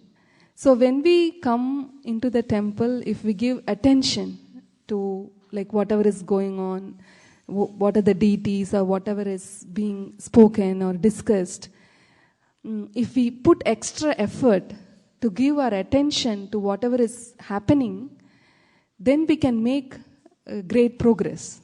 Because temple is a place where there are all equipments that are available to make spiritual progress. Like, because some people may ask, like, why should I even come to the temple? I can, like, everywhere is God and I can do everything, right? But let's ask a simple question, right? We prepare food in the kitchen, right? Means there is stove and everything. But can we prepare food in the bathroom also? Yes, we can do, right? Because there is electric wire, you can connect, you can do anything in any room. But we have the rooms because the appliances and the ingredients that are required for that purpose is in that room, isn't it? Same thing. The facilities that are required to make progress is highly available in a place like the temple. So when we come in and we simply use those principles and give our attention to it, then we can simply by just coming to this temple like every weekend or something, it could be even for 15 minutes, but just by putting our attention, we can make tremendous progress and it will have an impact in our lives and it will change our lives greatly. So let's put some time to think and really try to analyze, is it really necessary to get out of these sinful reactions? Like, does anybody believe in or not believe in sinful reactions? Yes, Prabhu.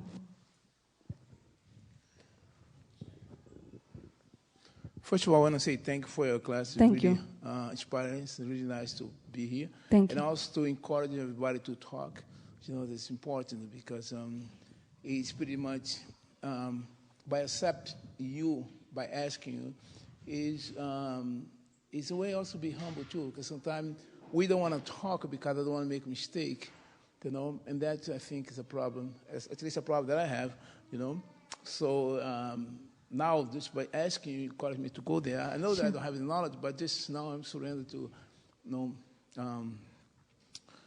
Anyway, so go to the point.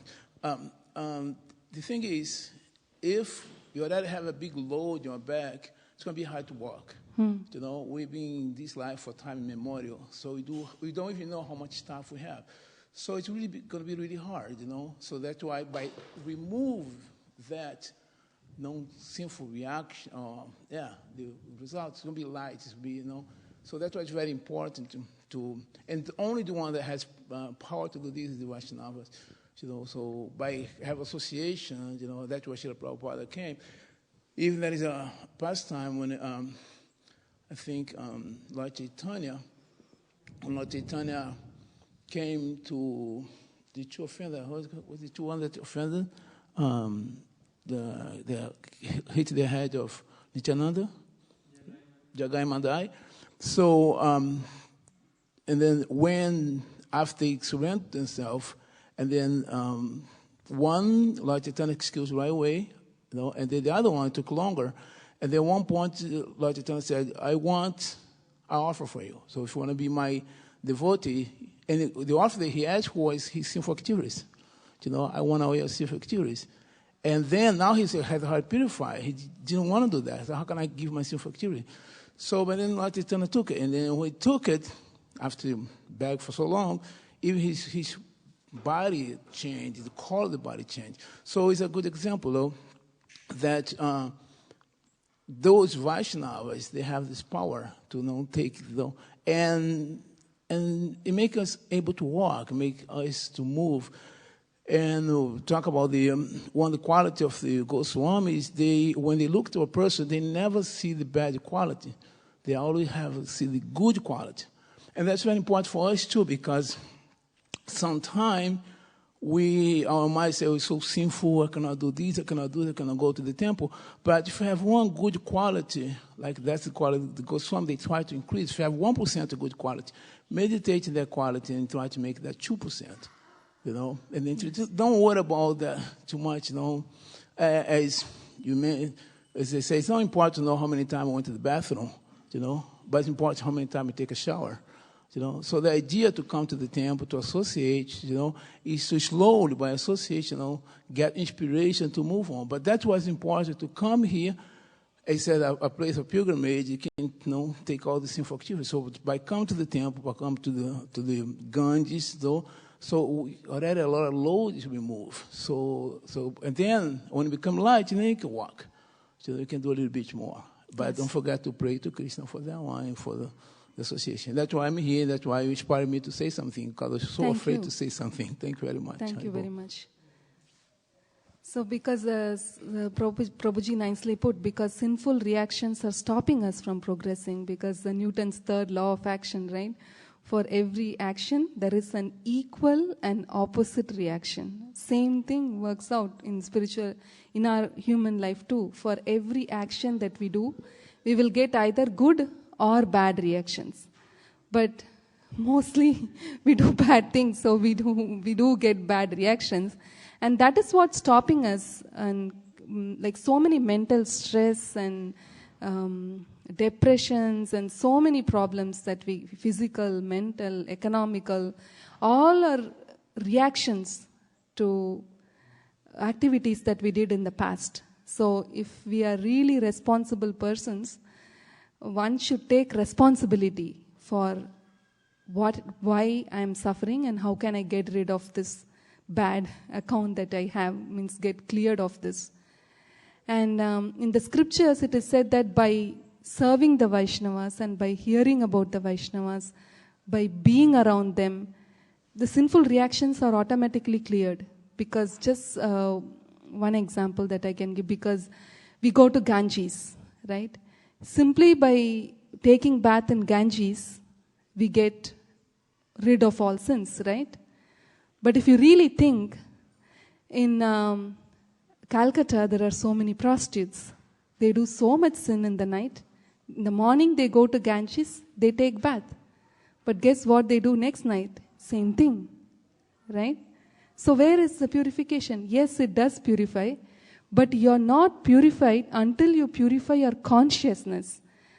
Unless you really take out the root of what is giving the desire to commit sin, no matter what we do, what prayachitta we do in the form of like so many things, it's not getting cleared. But only when we read and we put our intelligence, use our intelligence and think why I am suffering and take out the root cause of that from our heart, then we can get real purification. We get maximum out of what we do. And that is what these Vaishnavas are doing, right? They are helping us to uproot the deep-rooted sinful desires in our heart. So when we uproot the deep-rooted sinful desires in our heart, then we can make lots of progress. Then when we go, in fact it is said that once it's done and a great Vaishnava goes to the Ganges, it's not that he is getting out of Ganges. In fact, the holy places are made holy because of the presence of the holy men there. Because when we go and leave out our sins there, these holy people go and they purify the Ganges. So, and all other holy places. It is said in Srimad Bhagavatam. It's not that I'm making up. So, we should use our intelligence. There are so many books we have, and we have our internet also. There are so many resources.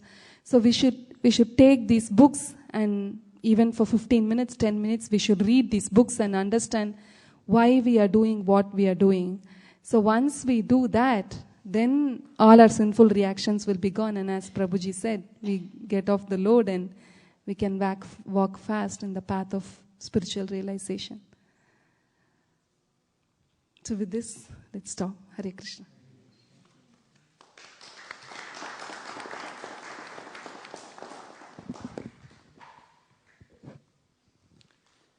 So next will be Aarti. We'll put away all the books and the asanas. Asanas will go at the back, and the books will stack in the bookshelf.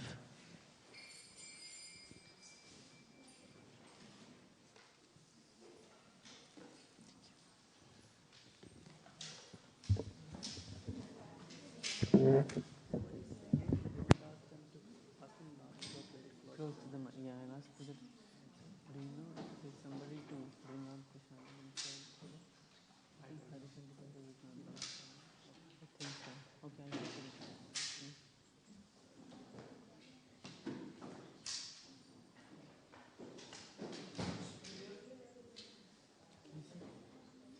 You're leaving?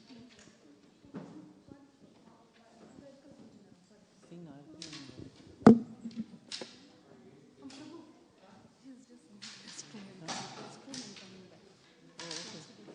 Is that okay? Because there's Aarti steps and... No, is he ready? Krishna ready? No, just go and come. Go quickly. I can start it.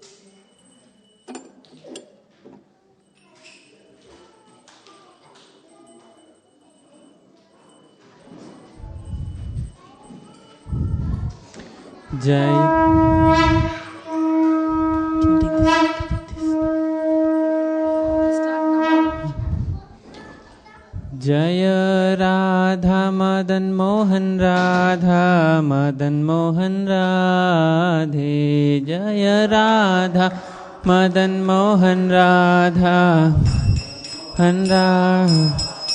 जय राधा मदन मोहन राधा मदन मोहन राधे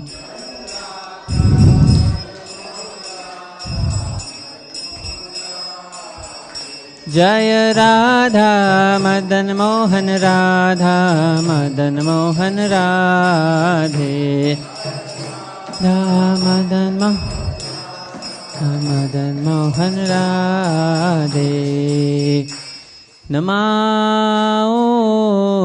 विष्णुपदाय कृष्णपृष्ठाय भूतले श्रीमते भक्तिवेदान्त स्वामिन् इति नामिने नमो विष्णुपदाय पृष्ठाय भूतले ते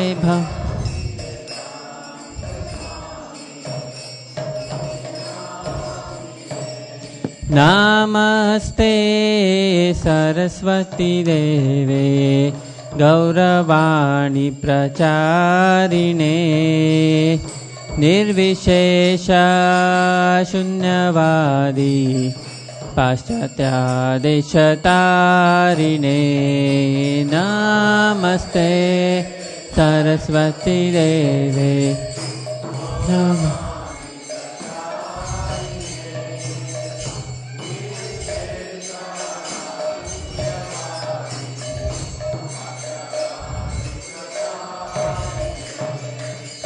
की बजयो जय गौरा चांदेर आरती कशोभा की बजयो चांदेर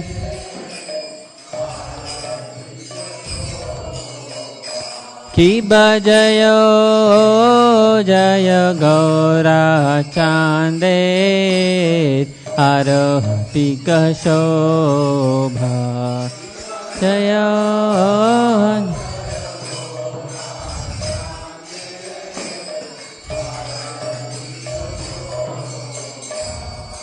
जानवी तटवने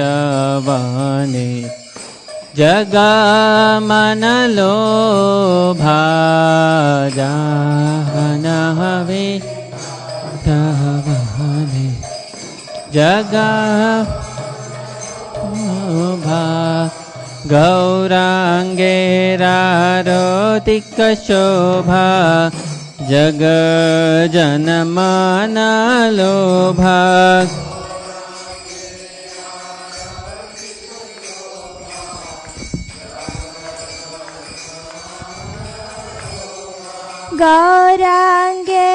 गौरांगेरारोतिक शोभा जग जन मन लोभा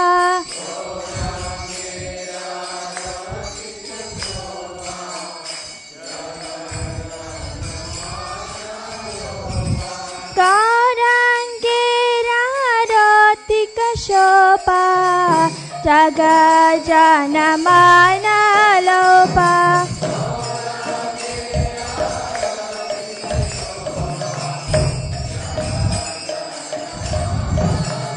निताय गौर हरि बोल हरि बोल हरि बोल निताय गौर हरि बोल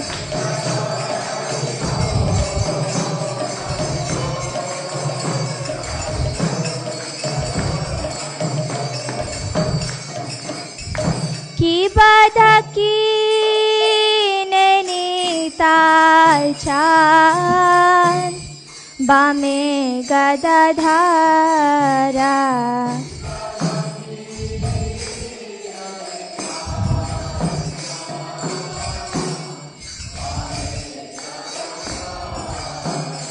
की बाधा की निताय चांद बामे गदाधारा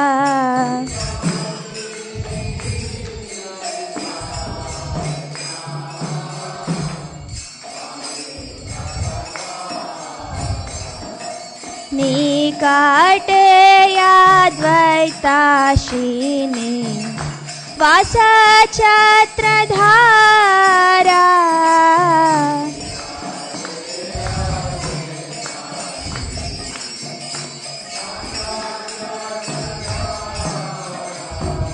निकटे याद्वैताशिनी वासछत्रधारा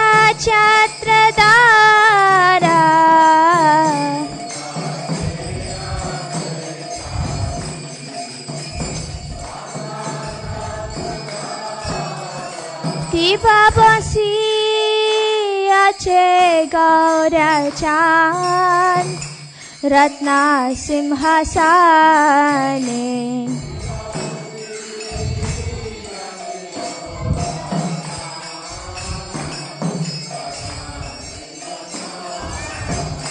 की पापशी अच्छे गौर चांद रत्ना सिंहासने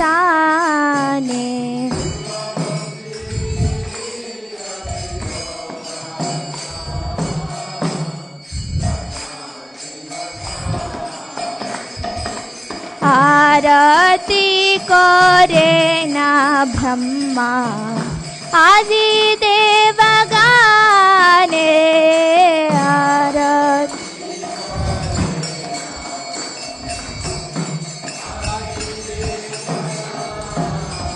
की पनरा हरि आदि कोरी चामार ढुलाया हरि आदि कोरी की बनरा हरि आदि कोरी चामार ढुलाया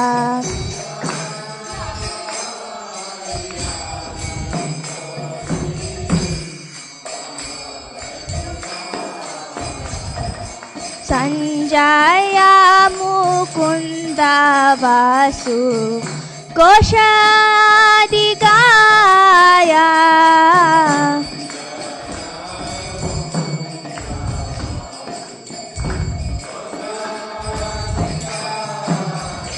की शंख बजे घंट बाजे बाजे करताला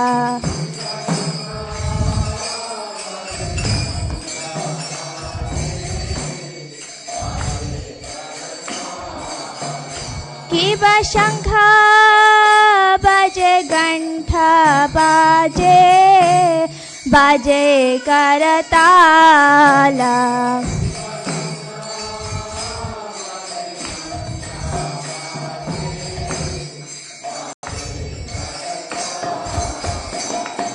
माधुरा मृदंगा बाजे परमारसाला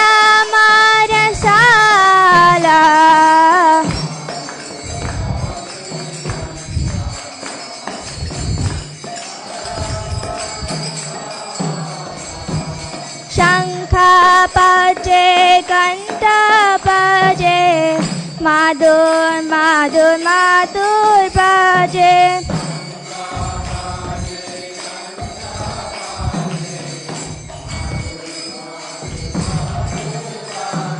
शंखा बाजे घंटा बाजे माधुर माधुर माधुर बाजे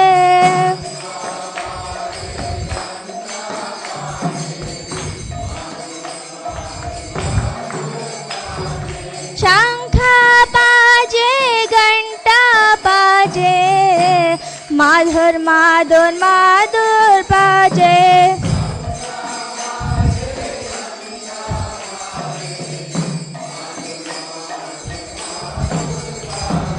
माधुर माधुर माधुर बाजे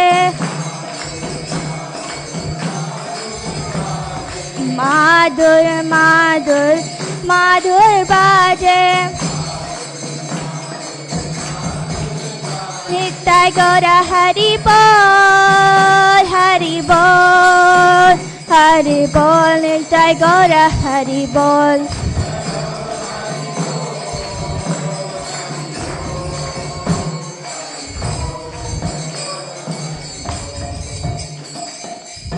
किबा बहु कोटि चंद्राजिनी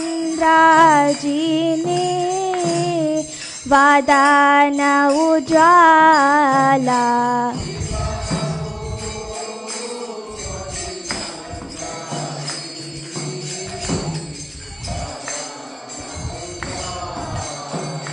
किबा बहु कोटि चंद्राजिनी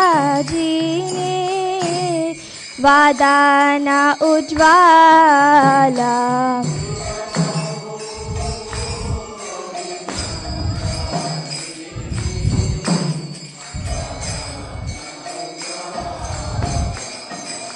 गाला देशे वानमाला करे झलमाला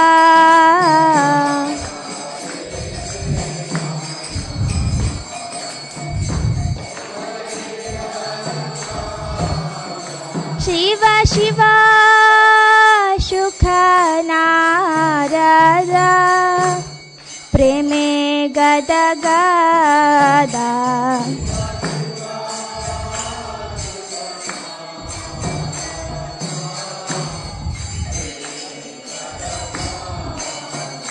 शिव शिव सुख नारदा प्रेमे गद गदा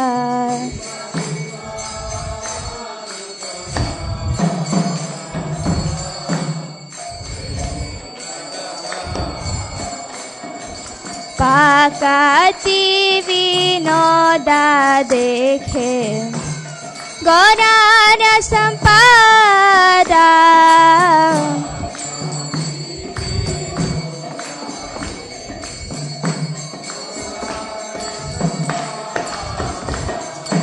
पाकाती विनोदा देखे Gaurar संपादा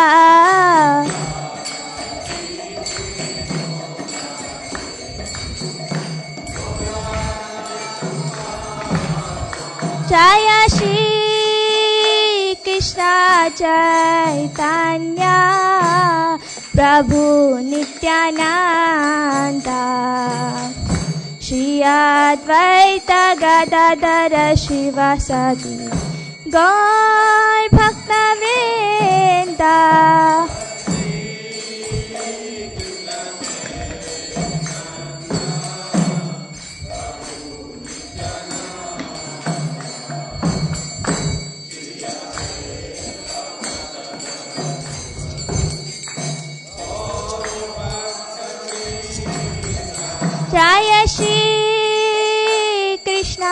Chaitanya Prabhu Nityananda Shri Advaita Gadadhara Shivasadi Gaur Bhakta Vrinda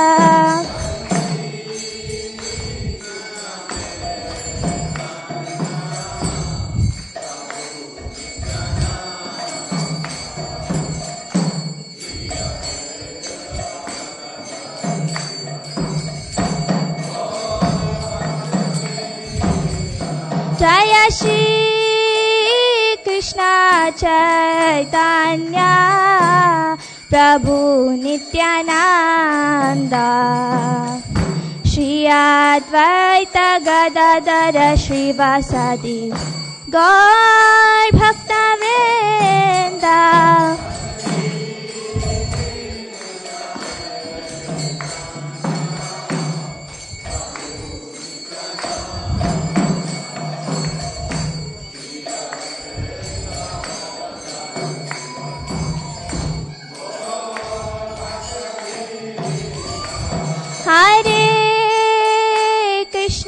Hare Krishna, Krishna Krishna, Hare Hare, Hare Rama, Rama Rama, Hare Hare, Krishna Hare Krishna.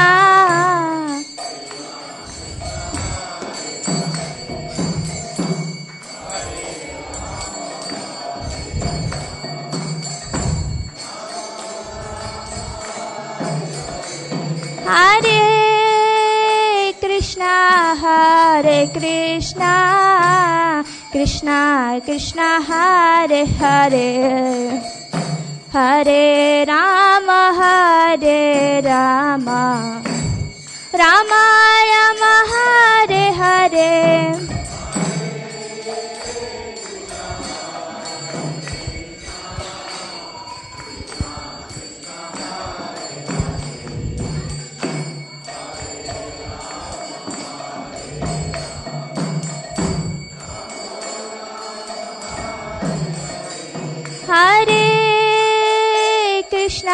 Hare Krishna, Krishna Krishna, Hare Hare, Hare Rama, Rama Rama, Hare Hare.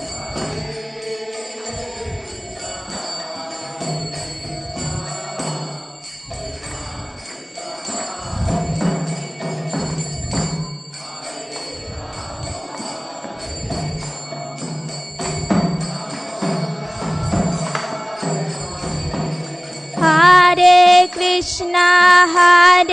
Krishna, Krishna Krishna, Hare Hare, Hare Rama, Rama Rama, Hare Hare.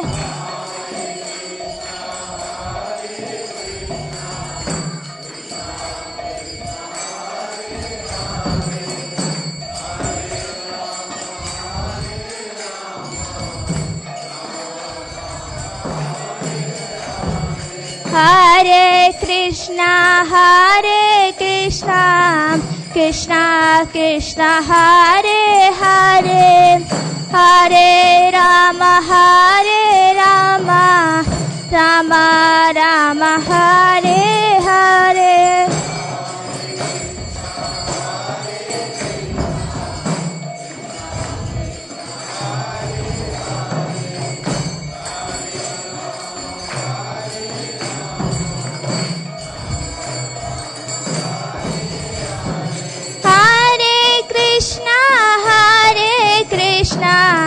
Krishna Krishna, Hare Hare, Hare Rama, Rama Rama, Hare Hare.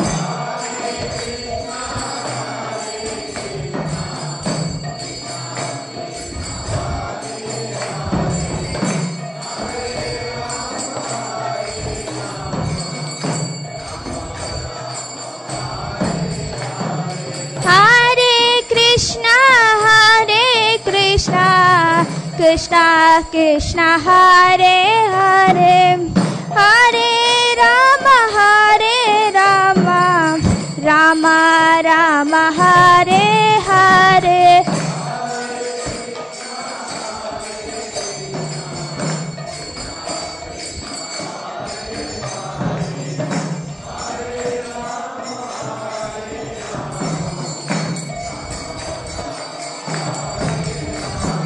Nitai Gauranga Nitai Gauranga Nitai Gauranga Nitai Gauranga Nitai Gauranga Gaura Hari Nitai Gauranga Shri Gaura Hari Patita Pavana Gaura Hari Patita Pavana Gaura Hari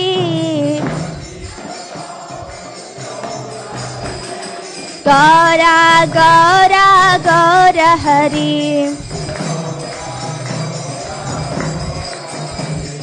Gaura Gaura Gaura Hari Nadia Bihari Gaura Hari Nadia Bihari Gaura Hari Gaura Gaura Gaura Hari Gaura Gaura Gaura Hari Nitai Gaura Hari Bol Hari Bol Hari Bol Nitai Gaura Hari Bol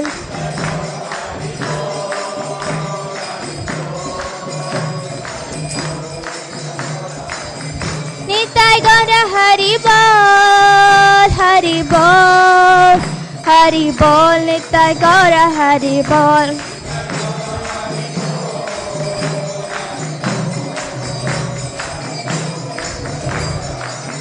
Jaya Jaya Prabhupada Prabhupada Prabhupada Jaya Jaya Prabhupada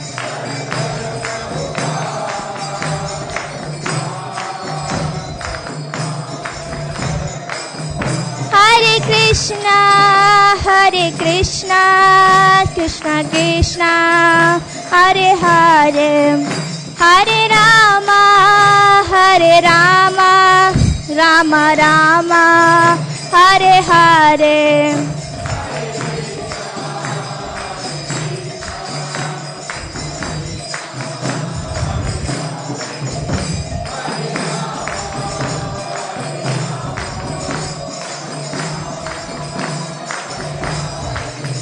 Hare Krishna Krishna Krishna Hare Hare Hare Rama Rama Rama Hare Hare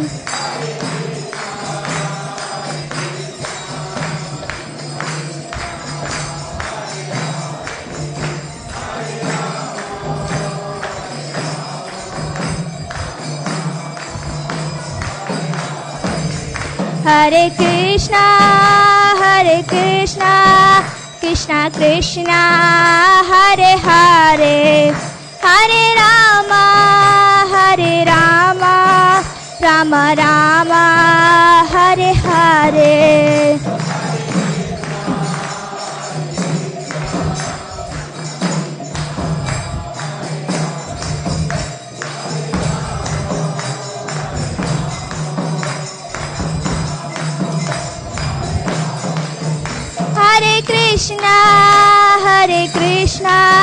Krishna Krishna Hare Hare Hare Rama Rama Rama Hare Hare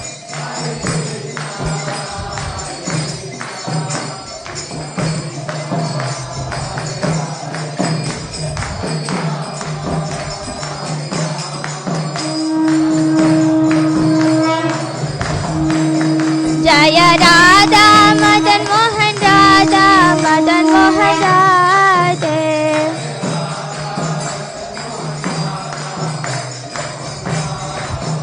Jaya Mahaprabhu Mahaprabhu Mahaprabhu Jaya Mahaprabhu.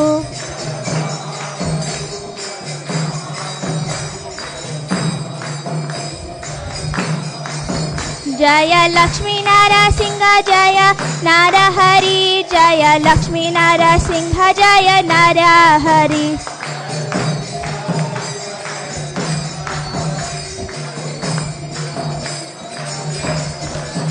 Jaya Jaya Prabhupada Prabhupada Prabhupada Jaya Jaya Prabhupada.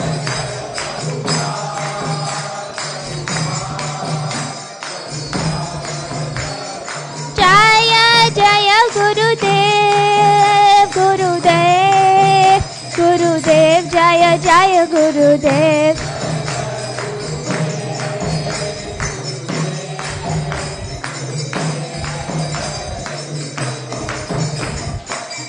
Nitai Gaura Premanande Hari Hari Bol.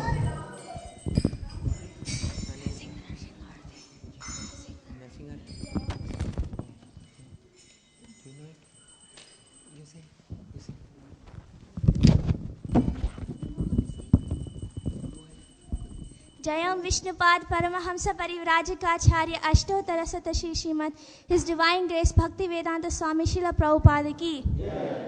Jayam Vishnupad Paramahamsa Parivrajikacharya Ashtottara Satashi Srimad His Divine Grace Bhakti Siddhanta Saraswati Goswami Maharaj ki. Ananta Koti Vaishnavind ki. Namacharya Srila Haridas Thakur ki.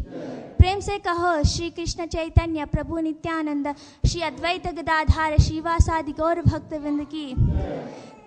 Vrindavan धाम की. मायापुर नवदीप धाम की. पुरुषोत्तम क्षेत्र जगन्नाथपुरी धाम की. गंगामयी की. यमुनमयी की.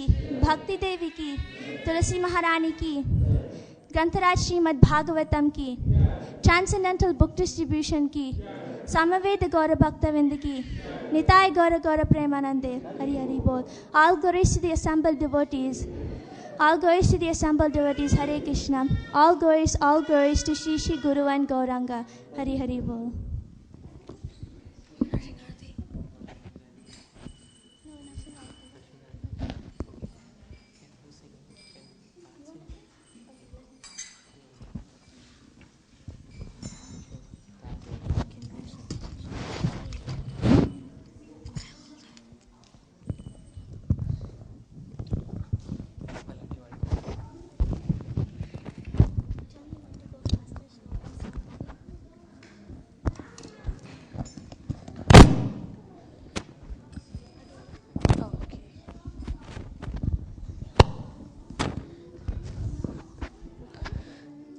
Namaste Narasimhaya.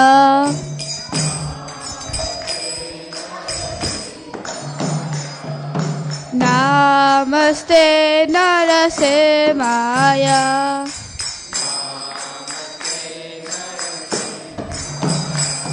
Pralata lata taine.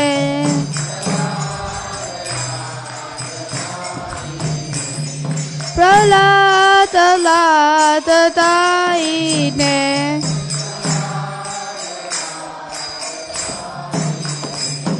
Hiranyakashipurvakshaha.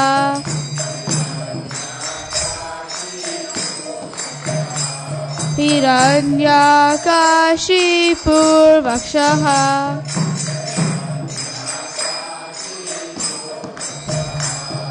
Shilatanka nakalaye.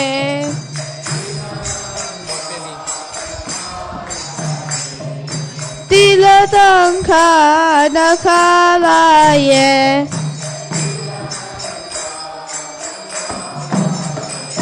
Ito narsimo bharato narsimo.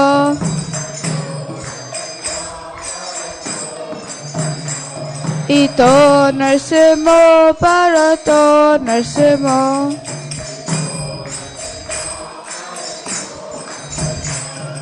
Yato yato yami tato narsimo.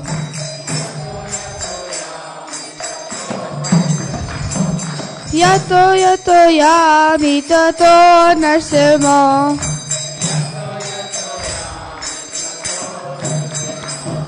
Tahe narsimo ritaye narsimo.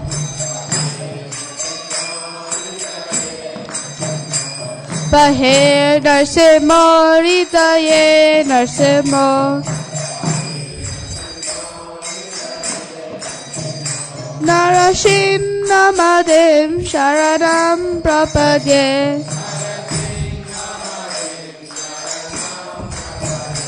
Narashim namadim sharanam prapadye.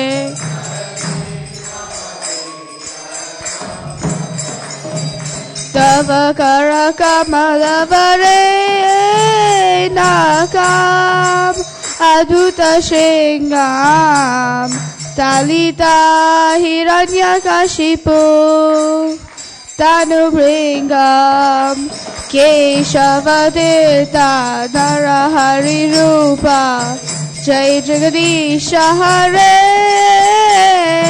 jaya jagadisha hare jaya jagadisha hare.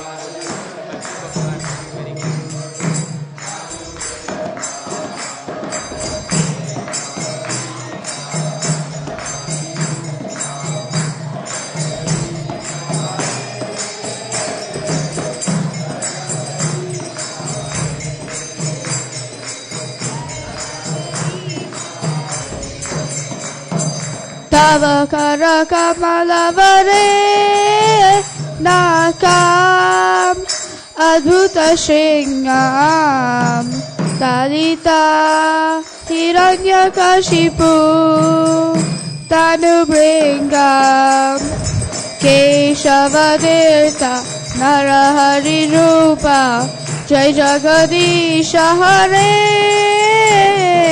jaya jagadisha hare jaya jagadisha hare.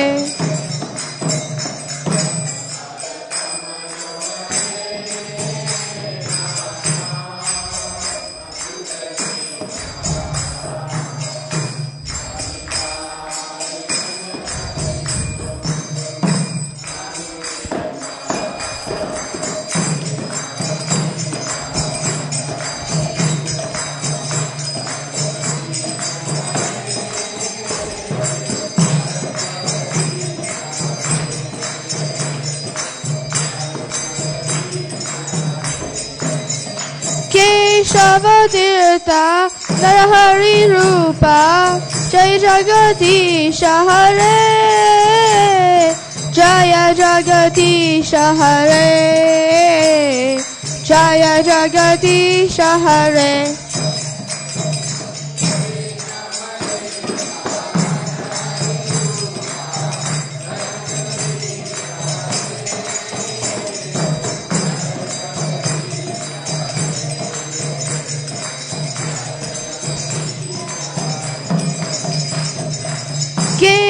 Keshavadita Narahari Rupa Jai Jagadisha Hare Jaya Jagadisha Hare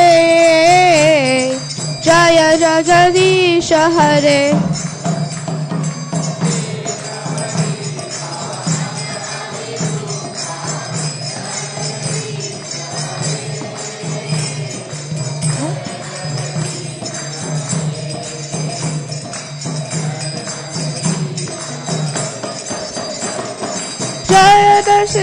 Jaya Narsimhadev, Jaya Narsimhadev, Jaya Narsimhadev, Jaya Narsimhadev.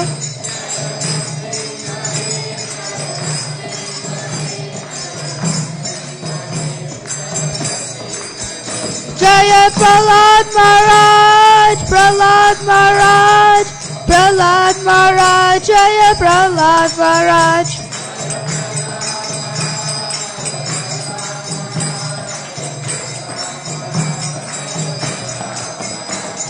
Jaya Jaya Prabhupada, Prabhupada, Prabhupada, Jaya Jaya Prabhupada.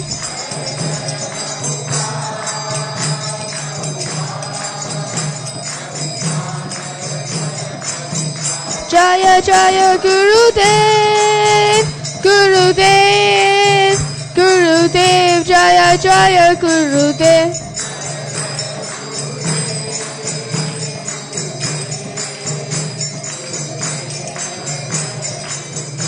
Nitai Gaura Hari Bol, Hari Bol, Hari Bol, Nitai Gaura Hari Bol.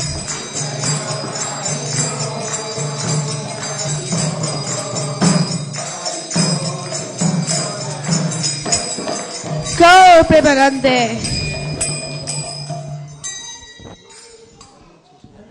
Shri Radha Madan Mohan ki, Lakshmi Narsinga Deo ki, श्रीमान महाप्रभु की जय, गौर भक्त वृंद की जय, श्रील प्रभुपाद की जय.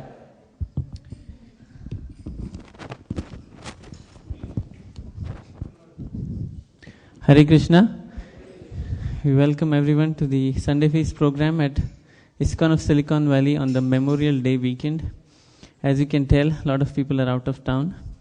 They must be traveling somewhere. But we really appreciate all of you who chose to come here on this long weekend. Although less crowd, it was a very nice program, starting with a wonderful lecture on the life and teachings of Sri Jiva Goswami by Gandharvika Radha Mataji. So let's give her a round of applause for...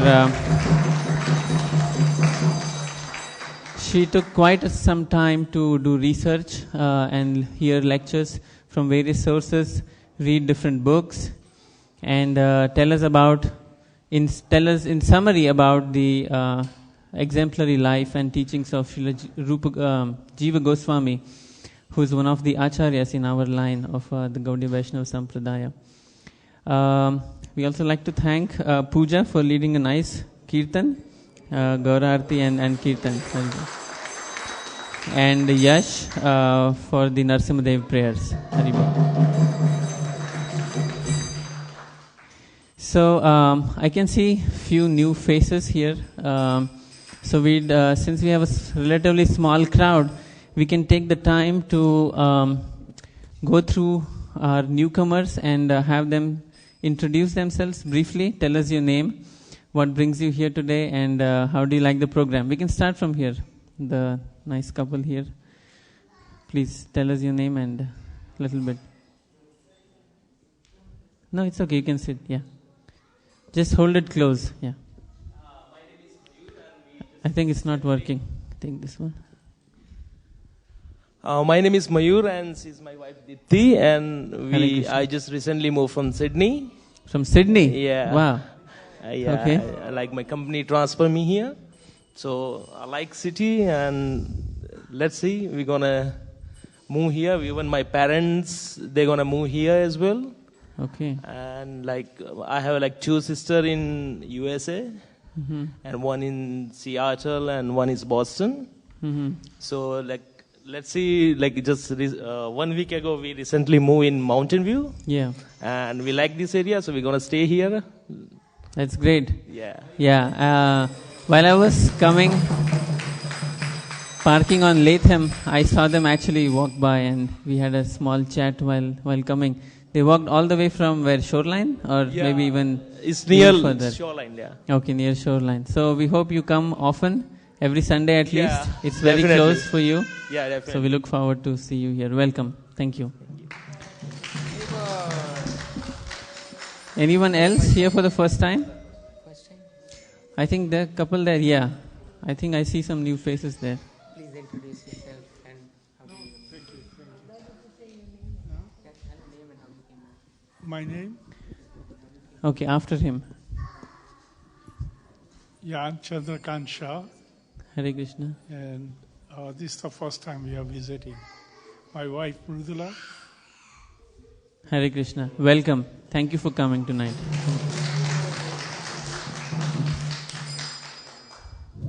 Hare Krishna. Hare Krishna. My name is Abhijit and this is my wife Arpita.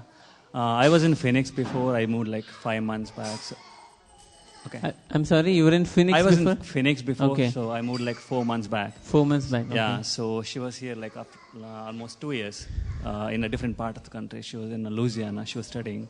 I see. Yeah, so we thought we'll visit the ISKCON. We've been visiting different temples over the different weekend. Temples yeah, in the US, okay. And we went to temple in the old temple, which was in... On Bascom, haven't you? Yeah, Bascom. Oh, yeah, I Bascom, see. Yeah, and so we recently moved. Last month we yeah. moved to this temple. Cool. Do you like it? Yeah, it's very good, yeah. Okay. And do you live nearby? Yeah, I live in Santa Clara. Santa Clara, yeah, Santa okay. Clara, yeah. Please come regularly. We're very happy to have you here tonight. Yeah, sure. Thank Hare you. Krishna. Yeah, Hare Krishna. Is anyone else here for the first time? Uncle Ji, are you here? He's your father? Can you introduce him? Here, microphone. Already introduced? Yeah, already. They are from Himachal. From Himachal. They're visiting here for like 2.5 months. 2.5 months? Yeah. They're here. Okay. Hare Krishna. Welcome. Thank you.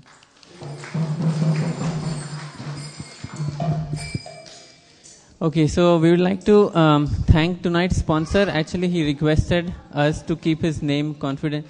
Can the kids be quiet for 5 minutes? Haribol. Please maintain silence for a few more minutes. We'll soon be serving prasadam.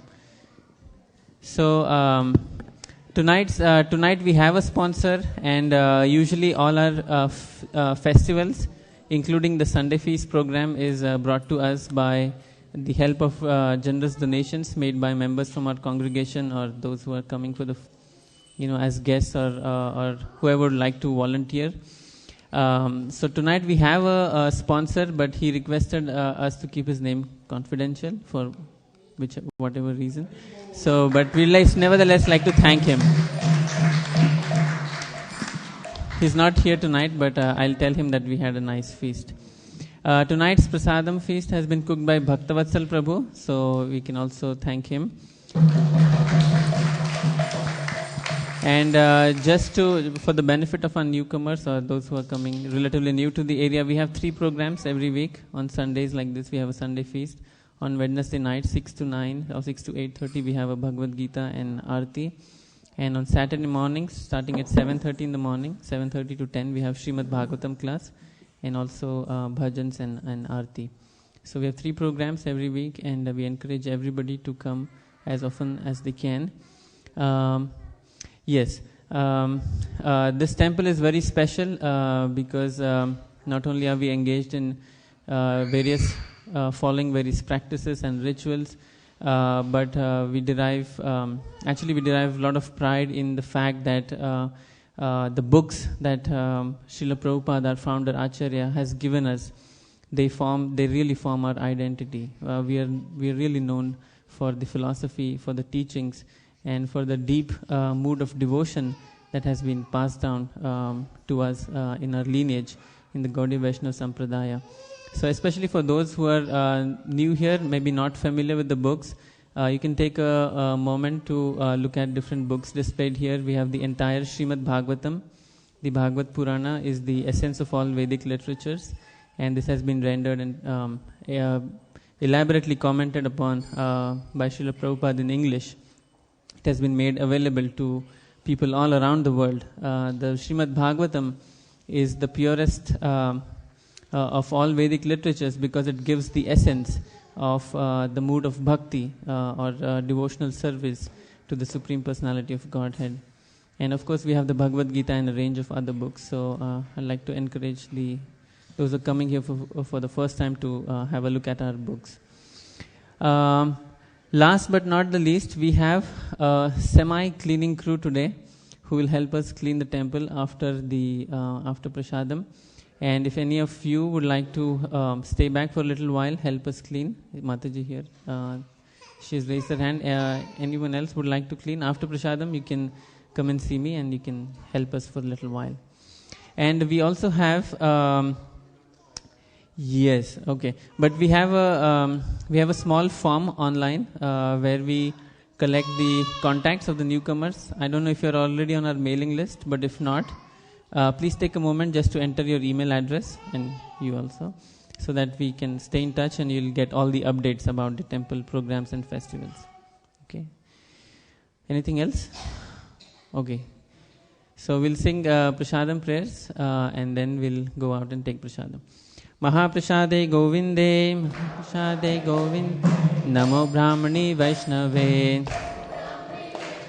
Svalpa Punyavatam Rajan, Svalpa Punyavatam, Vishvaso Naiva Jayate, Sharira Avidyajal, Jorendriya Tahikal, Jive Pele Vishya Sagre, तार मध्ये जीभायति लोभो मोहे सुदुर्मति ताके जैता कठिन संसारे कृष्ण बड़ा दया मोय कोरी बारे जीभा जाय स्वप्रसादन दिलो भाई से अन्नामृत पाओ राधा कृष्ण गुण गौर प्रेमे डाको चैतन्य निताय जय निमाय जय निताय जय निमाय जय निताय जय श्री कृष्ण चैतन्य प्रभु नित्यानंद श्री अद्वैत गदाधर श्रीवासादि गौर भक्त वृंद हरे कृष्णा हरे कृष्णा कृष्णा कृष्णा हरे हरे हरे राम राम राम हरे हरे। भगवत श्री महाप्रसाद की जय। Please come and take prasadam.